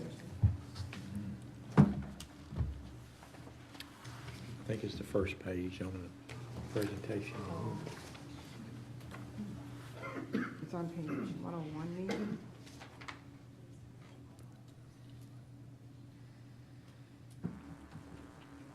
All right, so I don't know. So yeah, the 24 is the area of Lot 6. Is what, of all The six? that's the total area in Lot 6. All right, so I was just wondering where that went to. Okay, all righty. Because all of the other ones are broken down into smaller acreage, so when you said the 9 point something was residential, I was like, wow, that's a lot left over. What's happening? So, and a lot of that is a function, you've got if you can see this cursor behind you on the monitor. So a lot of that is, there's a stream on the townhome lot. And so a bulk of that are going to be naturalized, maintained to remain buffered areas associated with the stream. And then additional buffer or non-disturbed space between Carlton Point and the stream itself that doesn't necessarily have to remain as open, but is remaining as open. That was a commitment made long ago. Gotcha. All right, thank you. Sorry to throw you off. No, you're good. So with open space, we talked about that. Tree preservation, the 8 lots in total, and there's a table at the bottom of this slide at the left-hand corner. The total tree preservation area out of all this acreage for these 8 lots is a little bit north of 8.5 acres, which is about 15.5% is what's being preserved there. Perimeter buffers, street buffers, building setbacks are provided through the site as required by the LDO and/or UDO respectively. This includes 30-foot street buffers and varying building setbacks. The townhome portion of the site, like I mentioned a minute ago, is largely buffered by a wide riparian buffer surrounding Wall Creek, although a few areas of that will be supplemented with additional plantings, so we make sure that we comply with landscape standards. We've reached an agreement with homeowners in Carlton Point, which is the community to the bottom left of that slide, to maintain a 35-foot vegetative buffer, which well exceeds the required 15-foot Type 2 buffer. That buffer will give and help to maintain an appropriate transition really between lots 2 and 3 and 4 and the Carlton Point neighborhood. Stormwater management is provided for this overall development, and lots 1 through 5 will be served in a facility, as well as the Paris tract at the point in time that we're back to discuss that. They will be served in a facility that is located on Lot 1, and that facility will be constructed with the construction that takes place on Lot 1. Stormwater management for Lots 6 and 7 are provided through control structures on Lot 6. Stormwater management for Lot 8 will be handled on an individual basis when Lot 8 is far enough along to submit a site-specific development plan for that lot. So finally, kind of along that same vein of Lot 8, once it gets to the point of a site-specific plan, we will still be required, as we move past this preliminary plat phase, still be required to apply for site plan approvals, construction plan approvals. Those will have much more in-depth reviews with conditional use zoning. Those site plans will come back and we'll work through this process as those plans are submitted and prepared. So with that, I appreciate y'all's time, appreciate the consideration. If you have questions of me, I'm glad to try to answer them. I had one question on this tree plan, actually. The trees shown on there, are those actual positions or those approximate positions where those are located? The non-colored, the black or gray trees. Yeah, so if you go on like Lot 5, the intersection of in here. Virginia Water and Main Street. Thought I could zoom. Right there. So right, so those trees are GPS located trees that are existing trees, and because of the size of those trees in particular, we needed to understand how many they were, where they were, what happens to them. Do they stay? Do they go? If they stay, great. If they go, we need to do ABC to meet the intent and the requirements of the LDO. So that's what those are the physical quantification and location of those trees that are meaningful, that say, if you take me away, you need to do this because you took me away. And I appreciate you guys matching what we have in our LDO, UDO, everything for that. But a 35-inch diameter tree doesn't grow overnight. No, it So does if there's not. something we could do to save some of these or show something else somewhere. I know you have to replace it one for one, but. Yeah, so, and a lot of this, in this project, and I don't think that Meredith or Michael would mind me saying this in this setting, a lot of this has been really invaluable, not only for us, but I think for them as well, because with the LDO being as new as it is, and we had a decision to make. We had to make a decision of, do we plow forward with the UDO or do we go with the LDO? Based on the life expectancy of this project, it made more sense to go LDO so that everything was a little more cohesive and we're not back doing this 2 or 3 years from now and we're all going, wait a minute, we're so used to the LDO. What is that UDO thing again? Just didn't want to keep doing that. Right. But since this is such a project of scale as it is, I think we have found some opportunities to your point, to say, yep, I understand what the text of this says. We've not had to apply it quite at this scale. We've got some opportunities to do some things to, I think, help it. Okay, thank you.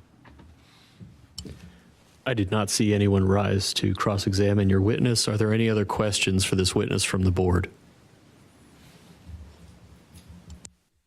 Not seeing any, you can call your next witness. I'd like to call our next witness, Mr. Mike Sanchez, who is the engineer. There was a question. Someone's hidden behind you, Mr. Frederick. Come on, Mr. Fergundis, On the way back. you're on your way back. Good job. Oops. Dropped some of your cards. It's all right. So my name's Alan Hatter. I'm a resident here in Rolesville. I live at 602 Crestar Drive, which butts up to the large green area that we see on this particular map. I just wanted to make sure, I've got two questions really. One is, in our previous discussions last year, and this was kind of confirmed earlier, but I just want to make sure of it, is that that area was going to be left undisturbed, not trees not cut down, things of that nature. That's what we had talked about last year. My other question was the traffic pattern for the Wall Creek extension and how that was going to be affected. Traffic pattern, In and out, will there be a stoplight up there? I don't know if I've got a better slide that zooms. I don't think so. The intersection, and I'm gonna let you jump in if I misspeak, but if you're traveling north on Main Street, you can turn right into Wall Creek. If you're leaving Wall Creek, you can turn right and head north on Main Street. If you're traveling south on Main Street, there's a protected left turn lane where you could stop and make a left into Wall Creek. The only movement you're not gonna make is you're not gonna come to Main Street and try to turn left. What you would do in that case, there's a public street that connects Wall Street or Wall Creek Drive right over here to Brook Drive, and you could come right there to that stoplight and take that protected left at the light. Okay. All right. And yes, your question about buffers and preservation, yes, we're absolutely honoring that. Okay. Thank you. Yep. Thank you, Mr. Hatter. Could we get your address? Did we get that? We did. Got it. Great. 602 Crestar Drive. Crestar Drive. Thank you.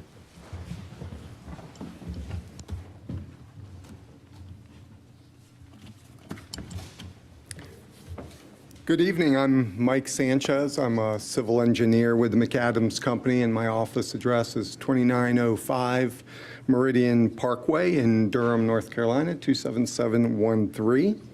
In terms of my educational background, at one point I thought I wanted to be a doctor, and so I got my bachelor's in chemistry from the University of Maryland. By the time I finished those 4 years, I was like, I can't do that much schooling, so shifted gears, and I got my master's in engineering, Master of Science in Engineering from the University of Michigan. I'm also a registered professional engineer, both in North Carolina and Virginia, and I have a little over 30 years experience, most of that in land development, in particular in residential land development. On this project, I serve as the project manager, and this is where I'll be very specific for the townhome part of the Walbrook project. And I want to apologize because, see, this is the problem you have when you're allowed two engineers, my colleague and I, to speak at one place, is I'm going to be repeating some of what he said, but especially as it pertains to the townhome area. So I really think you need to think about a rule where you're not allowing two PEs. At one meeting. I would now tender Mr. Sanchez as an expert in the field of civil engineering and site design. Take him on that, and as an expert in discussions about formatting of quasi-judicial hearings. Thank you. The site plan before you tonight proposes 140 townhomes on a parcel that is zoned general commercial conditional district. With the adoption of the new LDO, the property was converted from the commercial outlying special use district to the general commercial conditional district. Now, under the new LDO, townhomes are not permitted in the general commercial conditional district. However, the special use permit that was approved prior to the conversion has carried over to allow townhomes on use on this parcel. Also, because the SUP was approved under the old UDO and because the site plan application for the townhomes was submitted prior to the adoption of the LDO, of the new LDO, this site plan for the townhomes has to comply with the development standards in the old UDO. In addition, the special use permit was approved with the condition you see, can see in the, oh no, that's not the right. It's in tab 1. Is it, oh, back. right there. All right. With the condition you see in the bottom left hand of the screen. These conditions limit the uses and densities shown on the plan approved with the permit. This included up to 155 townhomes on Lot 6, which is a maximum density of 6.6 units per acre. Now, the next four conditions there require certain transportation improvements, including what we were just talking about, or Brian was explaining, the extension of Wall Creek Drive to Main Street prior to the issuance of the first residential CO, certificate of occupancy, and coordination of other roadway improvements with the town's LAP grant transportation improvements.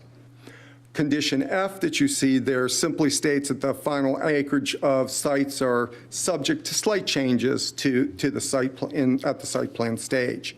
Finally, the last condition prohibits any structures or improvements located to the east of the riparian buffer, which is at the top of the slide. Let's see. So your slides are in the other presentation. Oh, okay. All right. Well, the riparian buffer that we were just talking about on that other one, where's the one? Oh, there it is. Is there any way we could pull up our second presentation? It follows this one. Oh, it does? Okay. Oh. Perfect.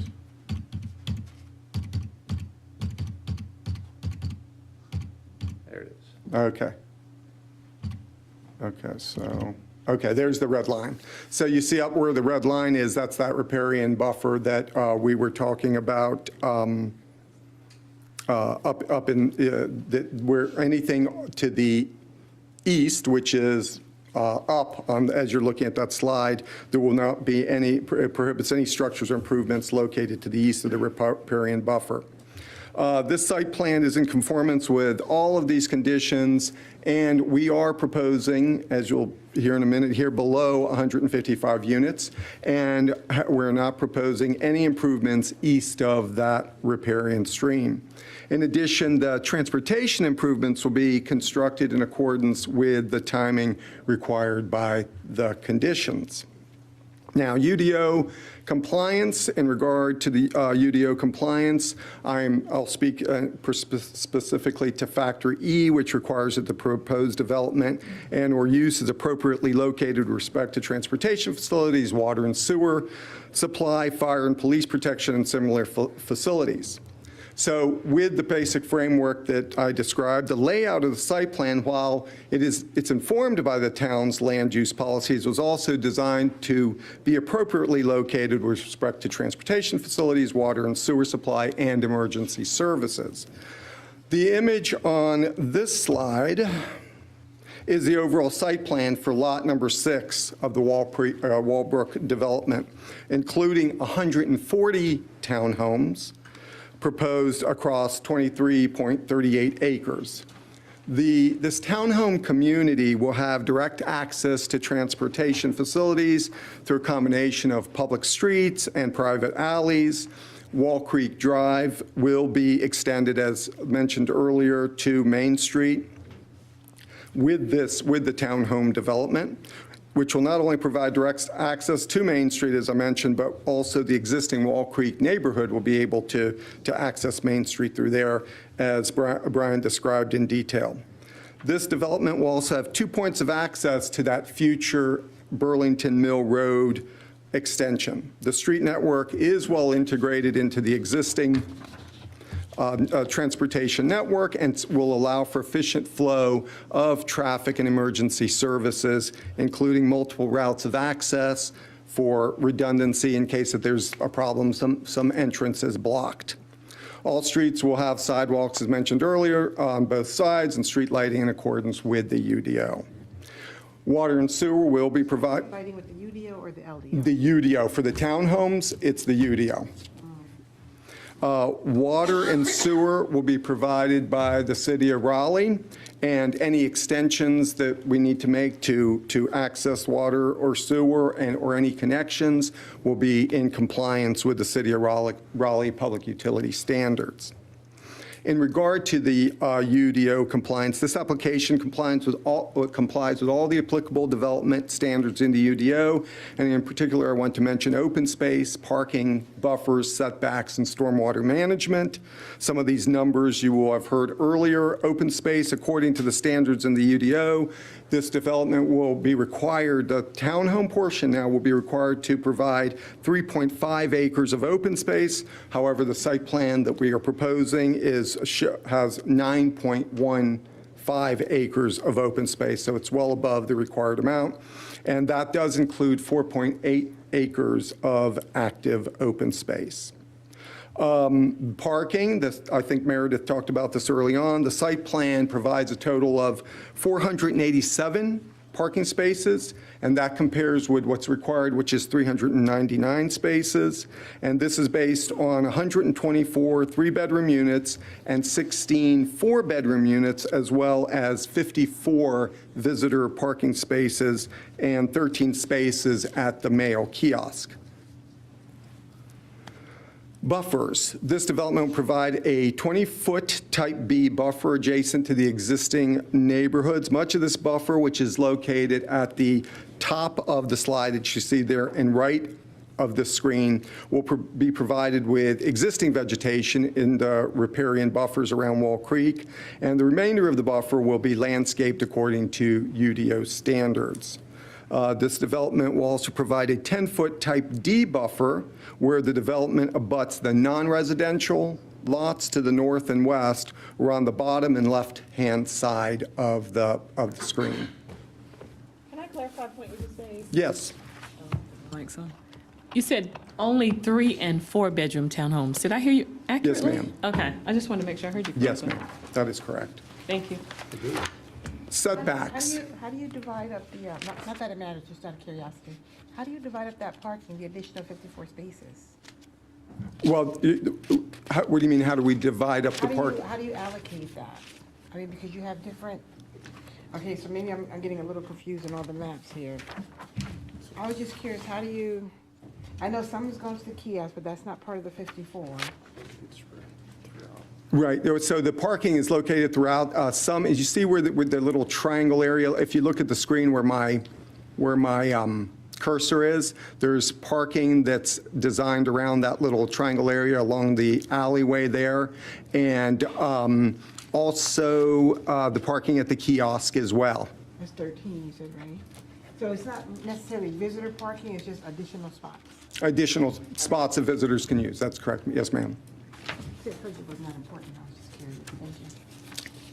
In regard to setbacks, setbacks are defined on the left-hand side of the slide that you see there. The front-loaded townhomes are set back 20 feet from the road, while the rear-loaded townhomes are 10 feet off the street to provide a more urban feel to the street.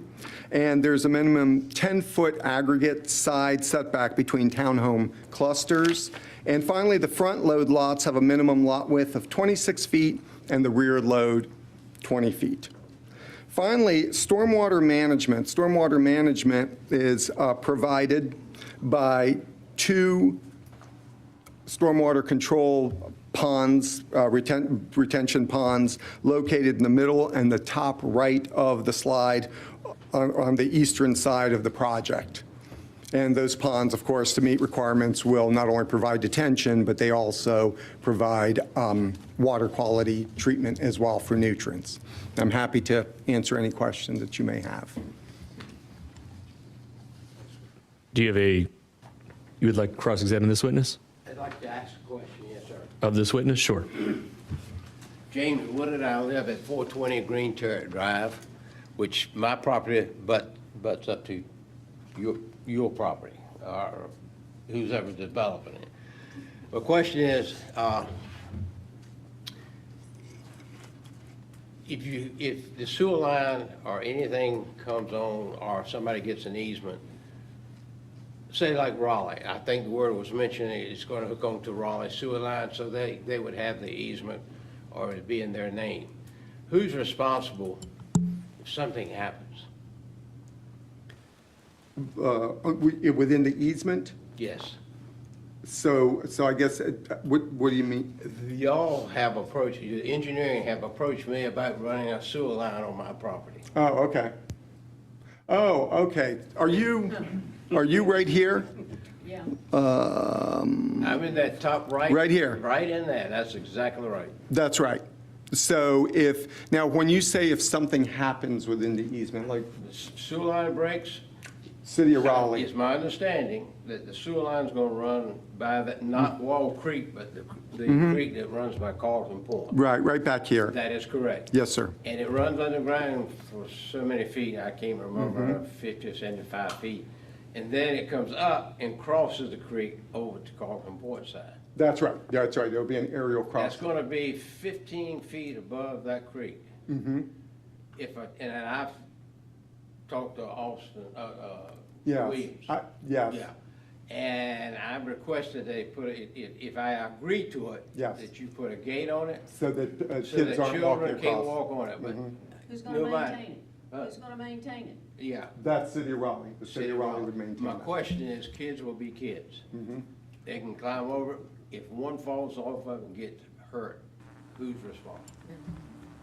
If there's a problem with the sewer line and we have damage to our property, is Raleigh responsible or is this? It's City of Raleigh. It's their sewer. So yes, they're responsible.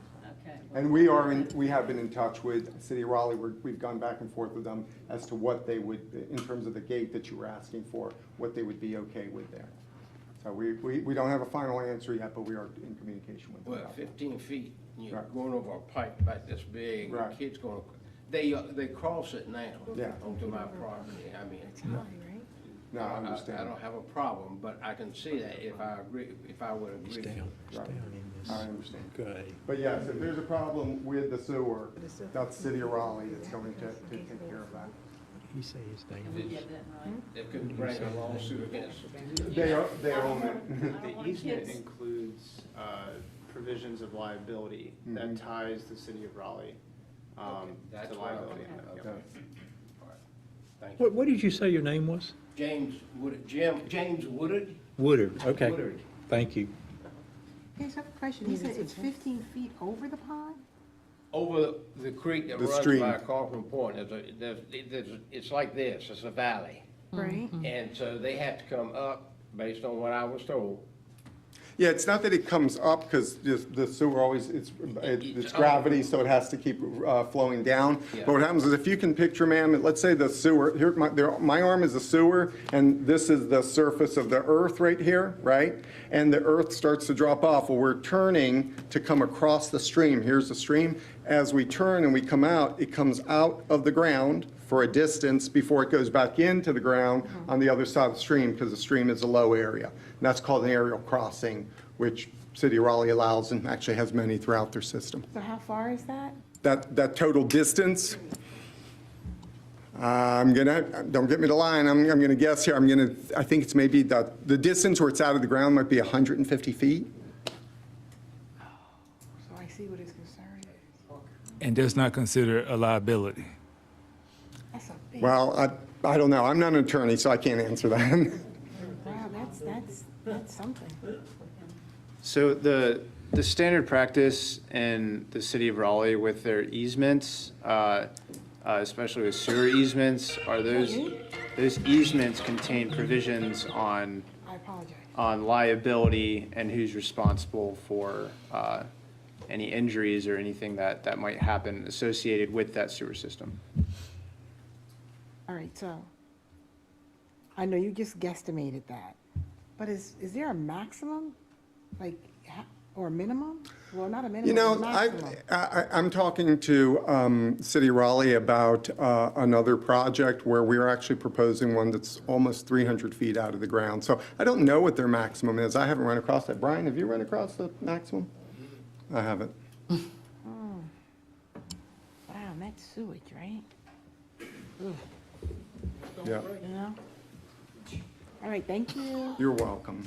Not seeing any other questions from parties. Were there any questions from board members for this witness? Mr. Frederick, you can call your next witness. Yeah, our next witness is Mr. Matt Peach.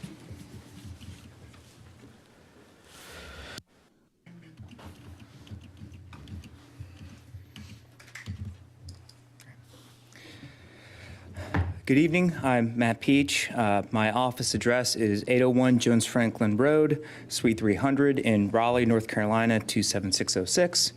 I am a project manager at Stantec, an engineering consultancy firm. I am also a senior transportation engineer at Stantec.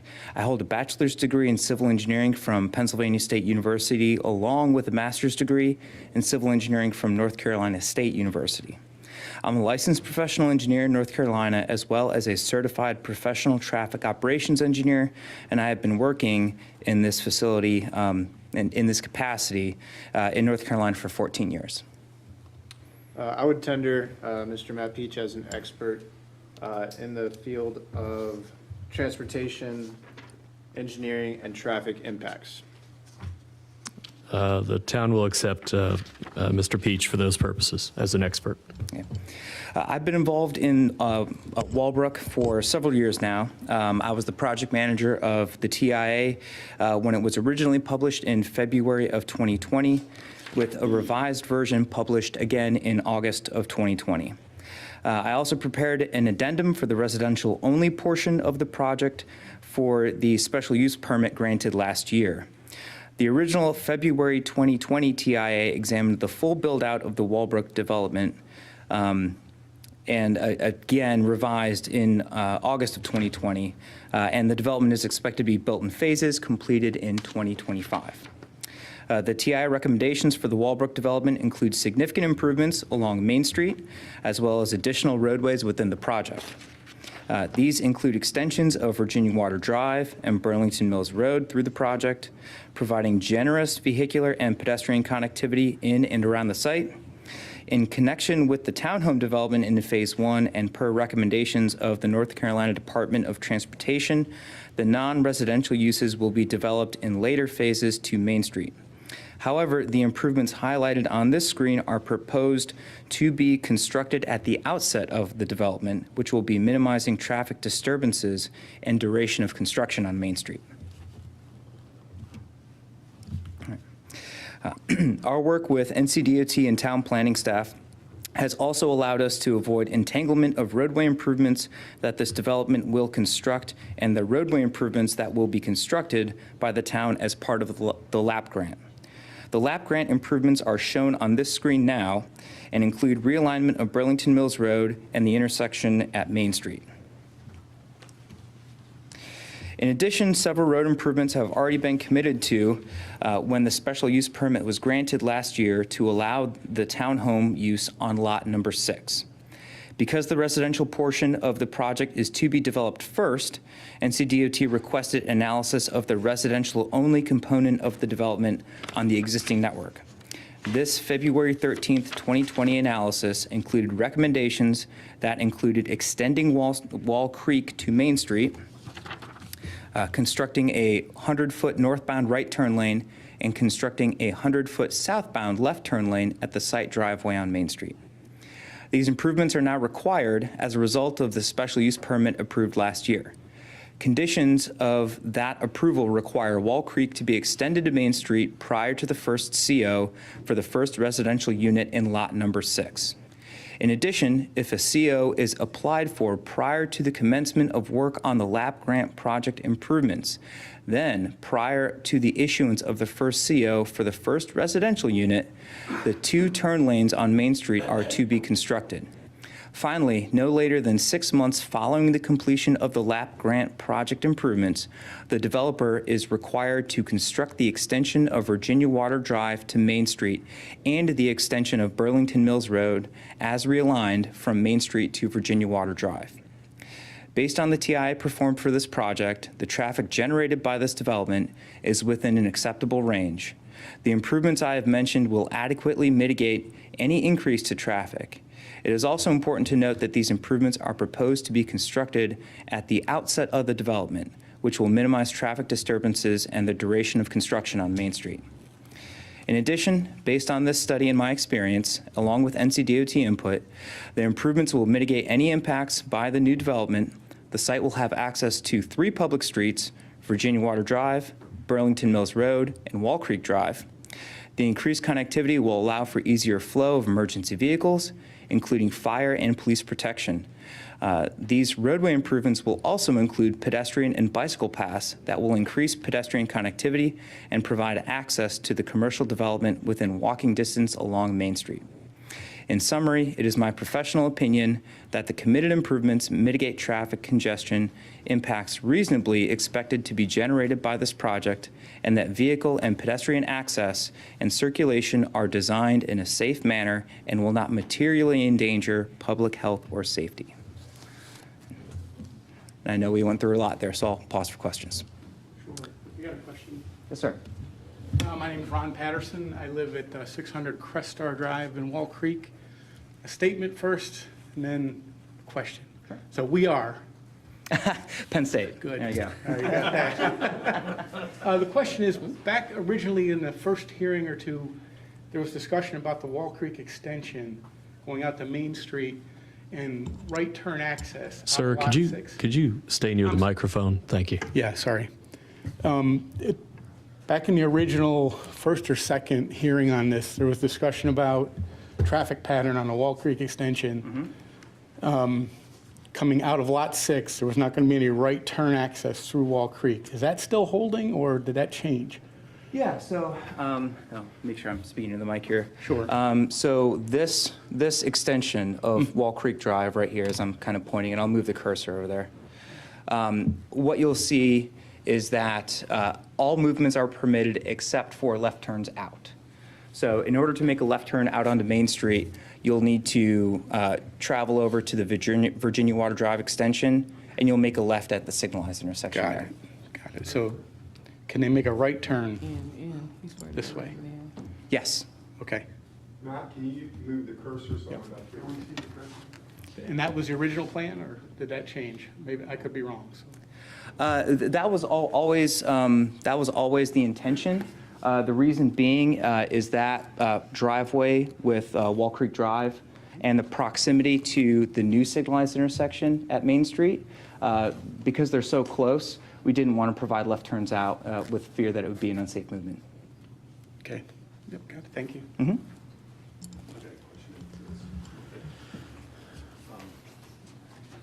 Evening. I'm up past my bedtime, so forgive me, I'm a little foggy. Mitch Amiano, I served on a Parks and Rec Advisory Board, must have been about 17 years ago now, when we built Main Street Park. I live at 4900 Burlington Mills Road, right across from the daycare center. And I keep hearing the word realignment. And I'm just a little bit confused about what that really entails, because I've seen various maps and it's just not quite clear to me what you mean. Yeah, that little grayed out area at the very end. I know it's old Burlington Mills Road, soon to be. What does that mean to me? Yeah, what we mean by that is that the primary route for Burlington Mills Road will be shifted to the south and west from where Which is a larger road now. Correct, where it currently is, to the south and west, right here at the animal hospital. That's correct. Yep. So when we say realign, we mean just shifting the road. However, this old Burlington Mills Road, that will still be there. As both directions? Yes, you'll have right in, right out access onto Main Street at that location. So you will no longer have full movement, and it will the traffic signal will be removed as a result there. Okay. Yep. I see. All right. Thank you. You're very welcome. Question.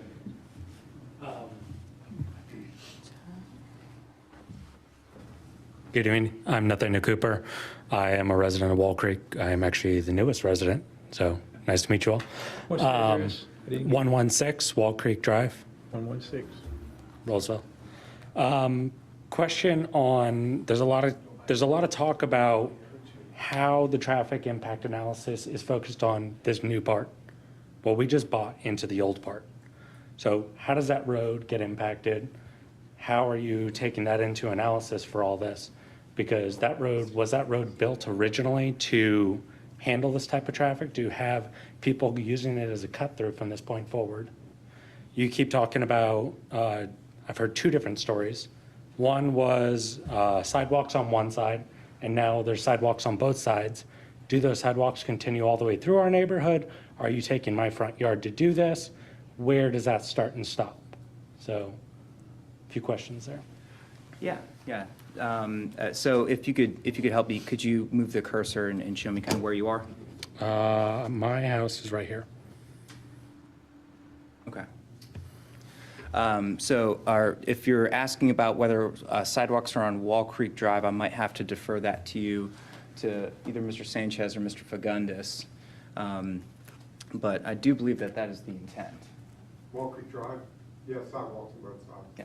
To go all the way through back to Main Street. For the new section there, it's not. So we're just going to have sidewalks that end after the bridge? Yeah. Okay. That won't be a bridge down there, will it? Across Where the red dots start, will that be a bridge there across that? Well, there'll be a crossing over that stream there, so. I mean, Mike, could you come to the mic? yes. Mike. Yeah, and I would say one question at a time. I mean, So right here in terms of, I'm sorry, yeah, right here, there'll be a crossing over this stream here, if that's what you're, whoever was So asking that question. Where, But a sidewalk on both sides from here to there. But no, it's not like the sidewalk gets extended further into your neighborhood. I'm not familiar with, do you have sidewalk on one or two sides there right now? I have one side. Okay, yeah, I know it's not in my front yard. there'll be.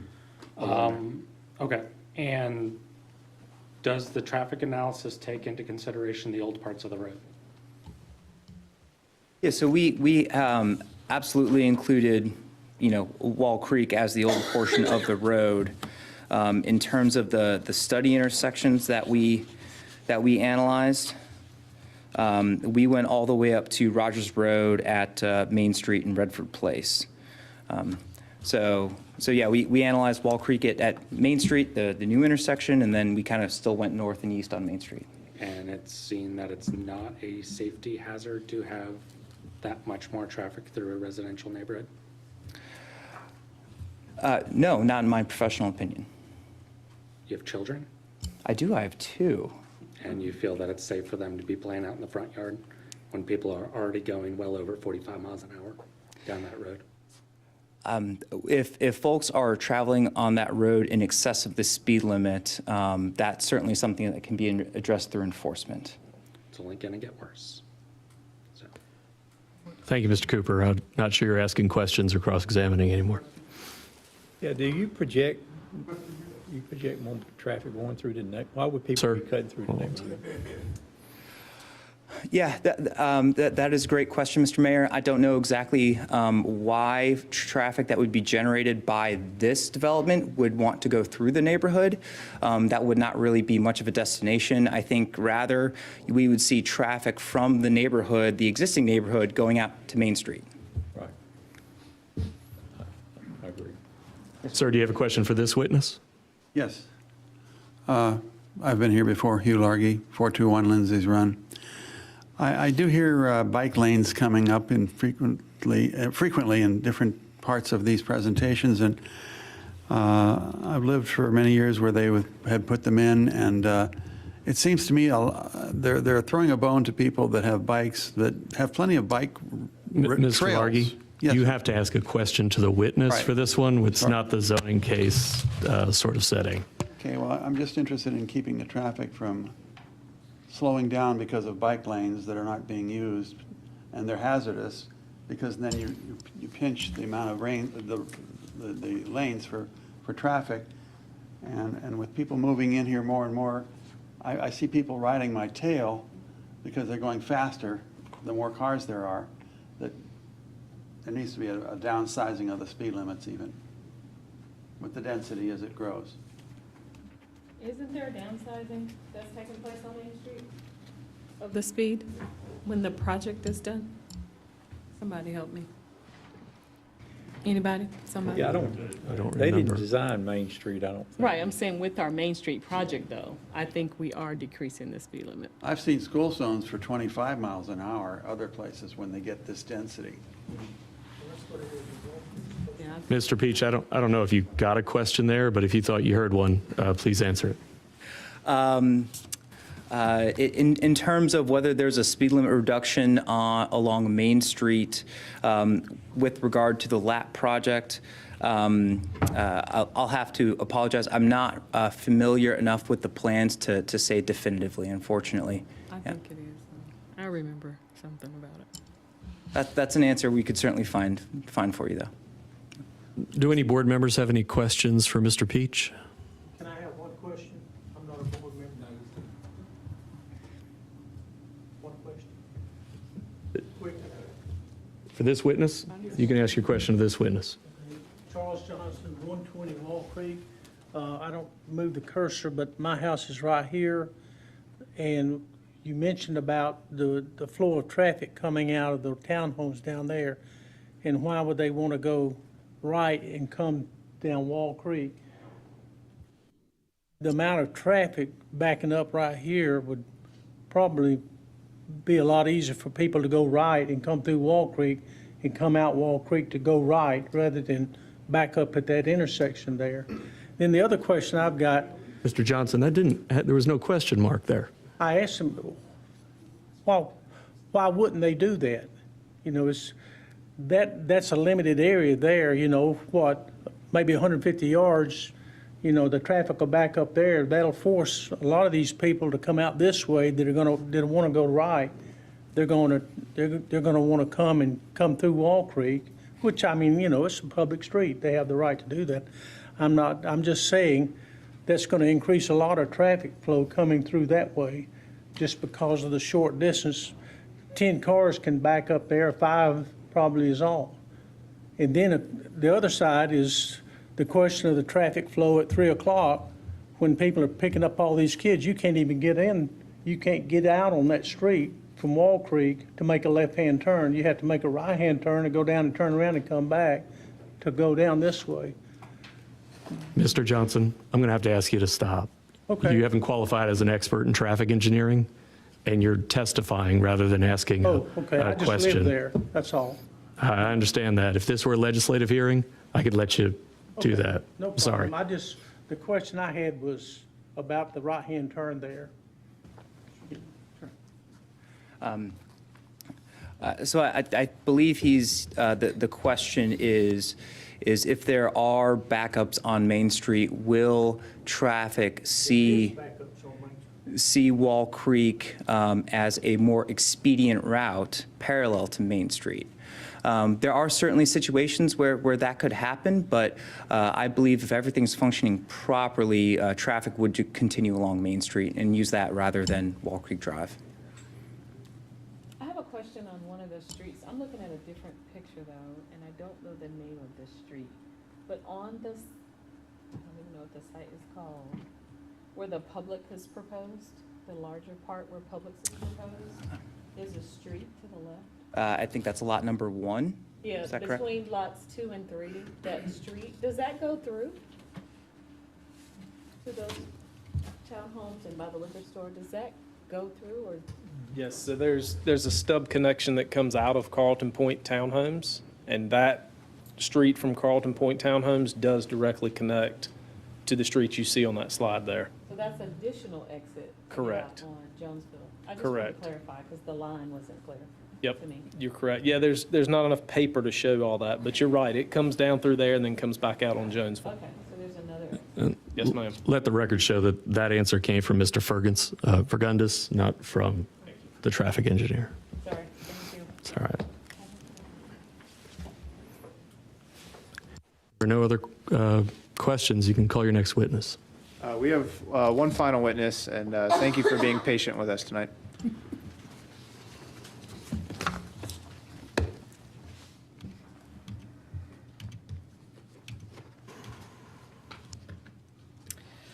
Good evening, everyone. My name is Hunter Howell. My office address is 412 East Chatham Street in Cary, North Carolina, 27511.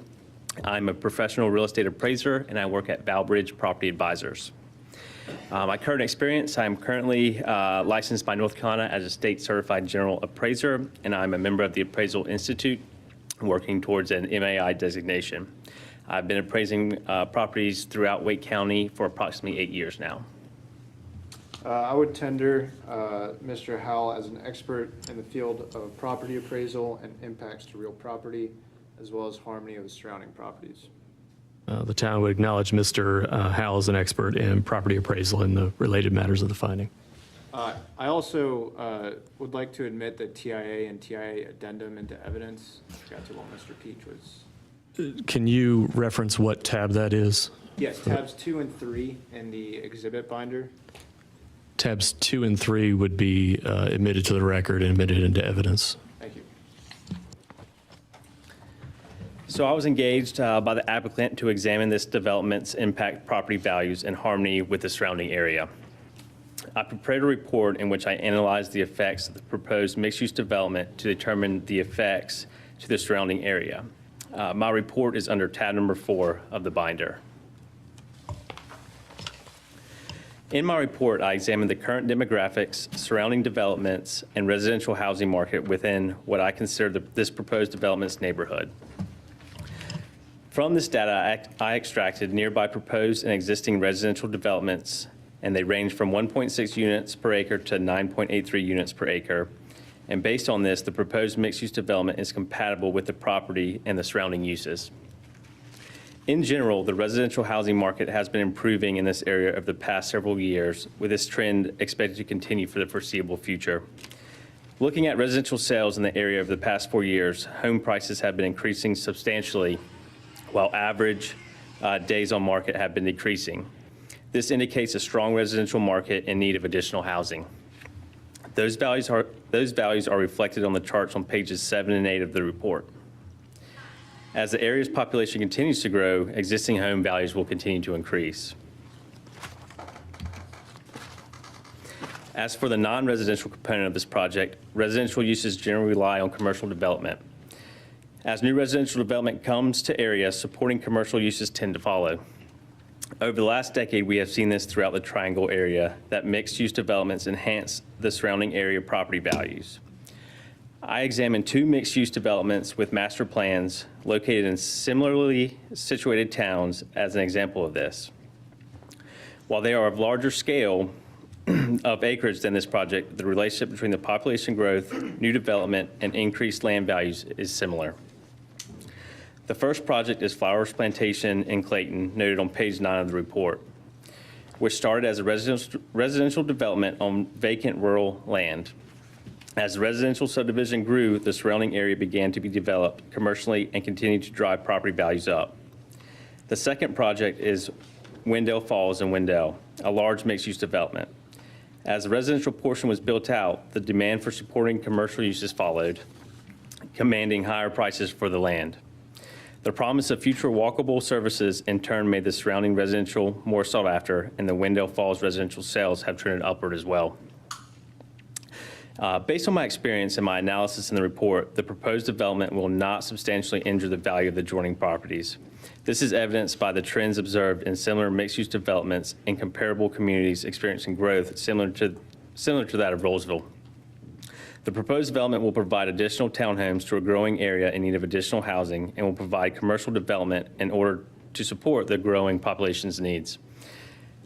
And finally, it is my opinion that the placement of the uses within the Walport mixed-use development tends to make the development in harmony with the use, scale, and bulk of nearby uses. The placement of the commercial portion along a major corridor and proposed townhomes in between the commercial and existing single-family homes allows similar uses to be placed near one another, and a natural progression of intensity and activity as one gets closer to Main Street.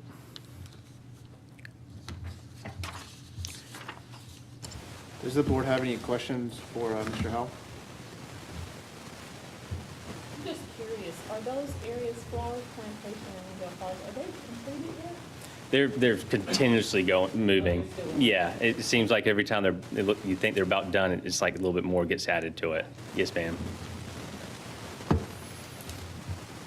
Seeing no other questions from the board, do you have any more witnesses? No. I'll ask for closing and after the aggrieved parties have an opportunity to speak. Did you have something else you needed to tender? Yeah, I'd like to offer tab 4 of the exhibit binder into evidence, which is Mr. Howell's report. So admitted. Are there any parties to introduce evidence or present evidence in opposition to this application? This would be matters that perhaps haven't been raised before.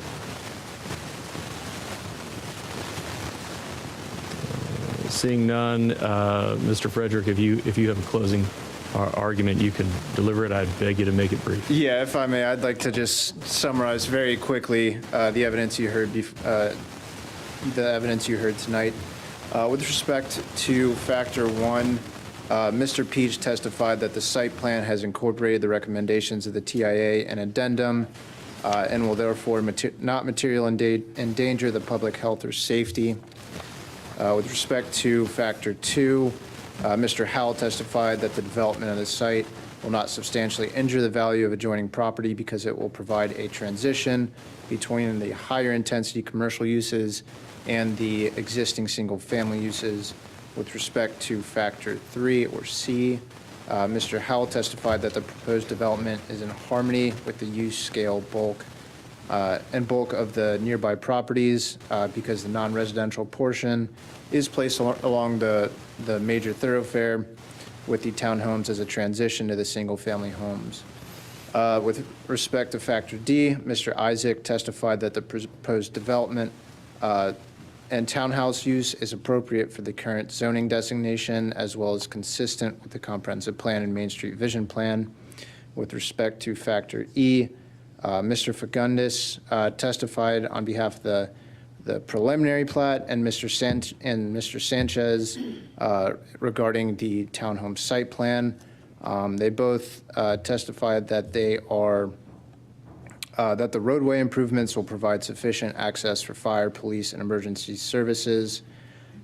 With respect to factor F, Mr. Peach testified that the plat has incorporated the recommendations of the TIA and addendum, which will ensure that the site has increased vehicular and pedestrian connectivity, which will mitigate any impacts that the development may have and provide access for fire, police, and emergency services.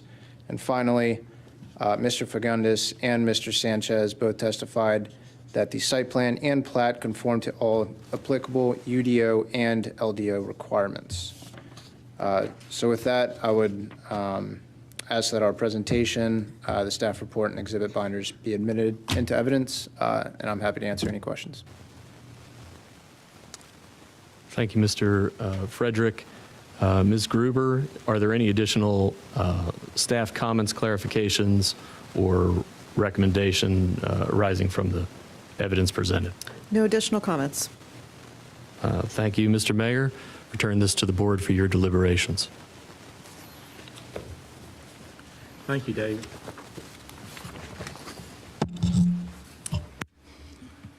Okay. I will close the evidentiary hearing. Appreciate you presiding over that, David. I think we did both public hearings. There is two actual ithms. I think the first one was the evidentiary hearing for PR 21-04 Walbrook. I think you can find the summary of that on page 99 if you want to take a look at that. And we will address that one first. The other one was the evidentiary hearing SP 21-02 Walport Townhomes. I think you can find the summary on that on page 113, on page 113. So, so the board, I think the attorney would have directed you if you found the evidence that was presented in this case to does support all the facts of finding, then you can make a decision on how you want to present this. So I will ask the board to consider and make a deliberation on the first one, which is PR 21-04. Mr. Mayor, I'd like to make a motion to approve the preliminary subdivision plat PR 21-04 Walbrook based on the evidence and testimony received at the hearing to determine the findings of fact. Second. Okay, I got a motion and a second. Is any other discussion from the board? Not hearing it. All in favor say aye. Aye. All opposed? Not hearing one. The next one, we will make a decision on is SP 21-02 Walport Townhomes, page 113 is where the summary of that one is located at. I'll make a motion to approve the site plan SP 21-02 Walbrook Townhomes based on the evidence and testimony received at the hearing to determine the findings of fact. Second. Oh, okay. I think we'll go with Michelle on that one, Madam Clerk. So, having a motion to approve and a second, is there any further discussion from the board? No, sir. All in favor say aye. Aye. Any opposed? Not hearing any. Both motions carried. I would say thank you, David. This was I appreciate you doing that tonight. I think this is a legal matter that really the board doesn't make a lot of judgment on. It's whether it meets the fact of the special use or not. And I think the board has talked about taking a look at maybe handling this a different way. And I wanted to see how it worked from a legal perspective tonight rather than I typically preside over these things, and appreciate you doing that. And I kind of learned a little bit from the way you did that, so appreciate that. I want to thank the public, too, for staying out here and actually asking questions and being involved. We appreciate it.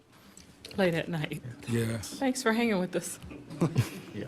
All questions was excellent, and I hope everybody's questions was answered. Thank you, appreciate it. So next item, thank you, public.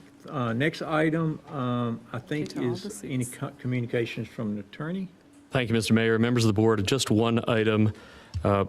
Back in 2008, the towns of Apex, Knightdale, and Garner received local legislation that allowed them to publish their public notices on their website. They do not need to publish in a local newspaper.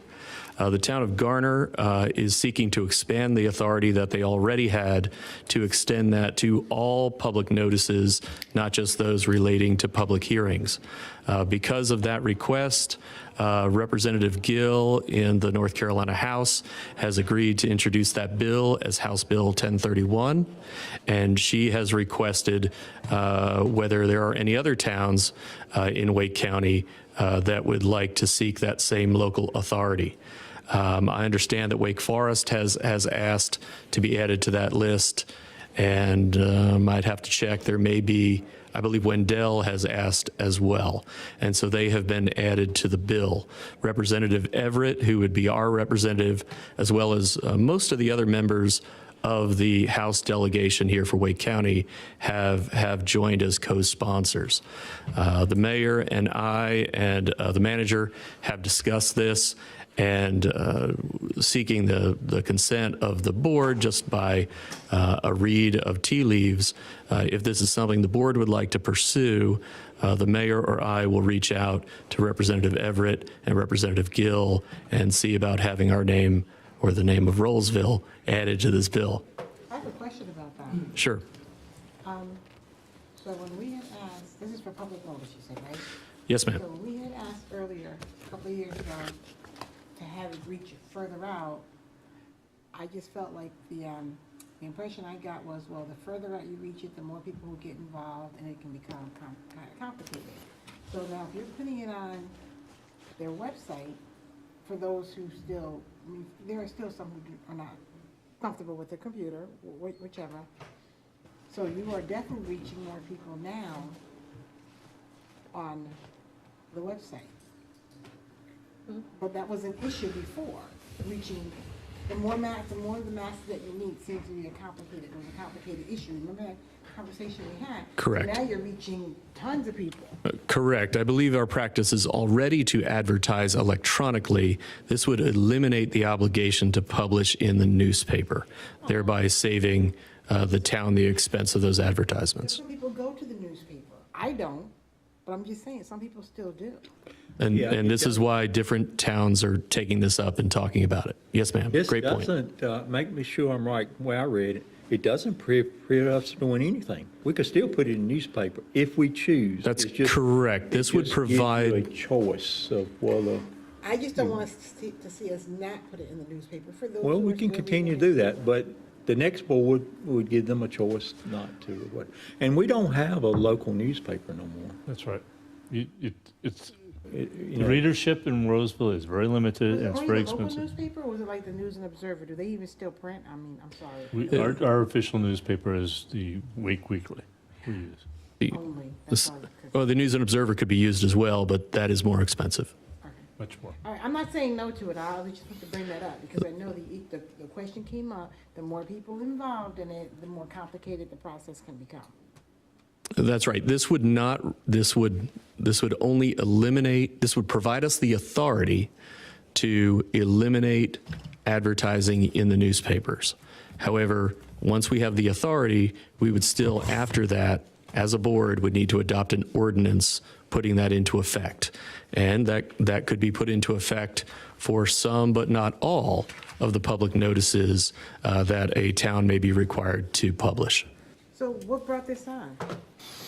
This was brought on by the town of Garner, who had the authority to publish electronically notices for public hearing, but not other sort of publication notices. So for example, a requirement that is on every town to publish notice of intent to enter into a lease. That needs to be put in the newspaper in the general statutes. There's no public hearing on that, so that wasn't covered. So they're just expanding the language, and that was an opportunity for a few more towns perhaps to reach out. I say add us, so we have the option. So do we put up signs? Do we physically put up signs for public hearings? We do. I've seen it in some So towns. the bill does not eliminate the obligation to provide specific notice to those individuals who are entitled to receive it. So everyone, for example, in a buffer. Nor does it eliminate on-site property notices that still need to be posted. And that's by statute. I think it's up just about every time. But that's not our sign, no, that's their sign. No, it's ours. It says public hearing. It's in front of Pine Glow right It now. did, but I thought didn't look like it was a town-made sign. It's ours. It's ours. Didn't look It's very a attractive. statutory Still doing requirement. that, I'm good with that. I like I love options. more than one means of I communication. just wanted to address that. I think that's what this is. Yeah. And we can still do the newspaper if we choose. Reading a general cautious consensus to seek our town's name to be added to this local bill. A general cautious. General cautious approval. Yes, go with it. You want us to vote? Nope, that's fine. To use. Thank you all. That's all I have. All right. Communications Town Manager. Today at 2 o'clock was our scheduled bid opening for the LAP project. How that works is that by 2 o'clock, anybody who is going to intend to bid on it walks in with a sealed envelope with the bid information required and submits it. You have to have 3 bids under DOT regulations to open. We had 2. So, per their requirement, we had to have a 21-day wait period. So we've already posted an addendum that we're going to hold the bid opening again on the 28th at 2 p.m. Both contractors walked out with their bids. We do not know. We have not opened them. I fully expect them to intend to bring them back to open. Then we can open. 1, 2, 3, 5 bids, but you have to have 3 to first go at it. So we do not know anything until the 28th. So if 1 or 2 come back the second time, We open. you open. We open and then we start proceeding. We are fully prepared to spend whatever effort we can, if we can, to bring the low bid to you for final recommendation on your July 6th meeting. So our engineering group is ready. We've got Walbrook ready because obviously they're partner in this. And we have to do the entire analysis within 1 week, but everybody's on board to try and move this along. So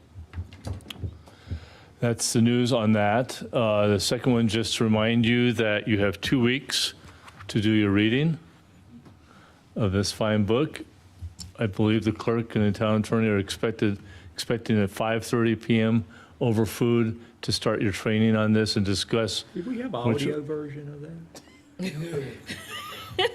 Or the clip And, notes, and, sorry? and as a point of clarification, this is not so much a training as an opportunity Your for the discussion. board to express a structure, a shared vision for procedures, which could be a selection of the items and the ideas that are therein, the whole thing, which has its own suggested bylaw structure, or something completely different. That's right. And we all have that already, right? You got it about a month after you requested it. Which was like 3 months Wake ago. Forest, right? Yes, after your retreat. So it was like 4 months ago. Well, no wonder I don't remember. It should be sitting on your counter with dog leaves and just well read. It's a cup holder. Are we still here? Okay. All right, That's it. anything else? That's it. Town board, anything from the board? Except for adjourn. Nothing from the He's board? ready to make a motion. So I will close by saying, I know it's a long night. We had these quasi judicial things that run on and on.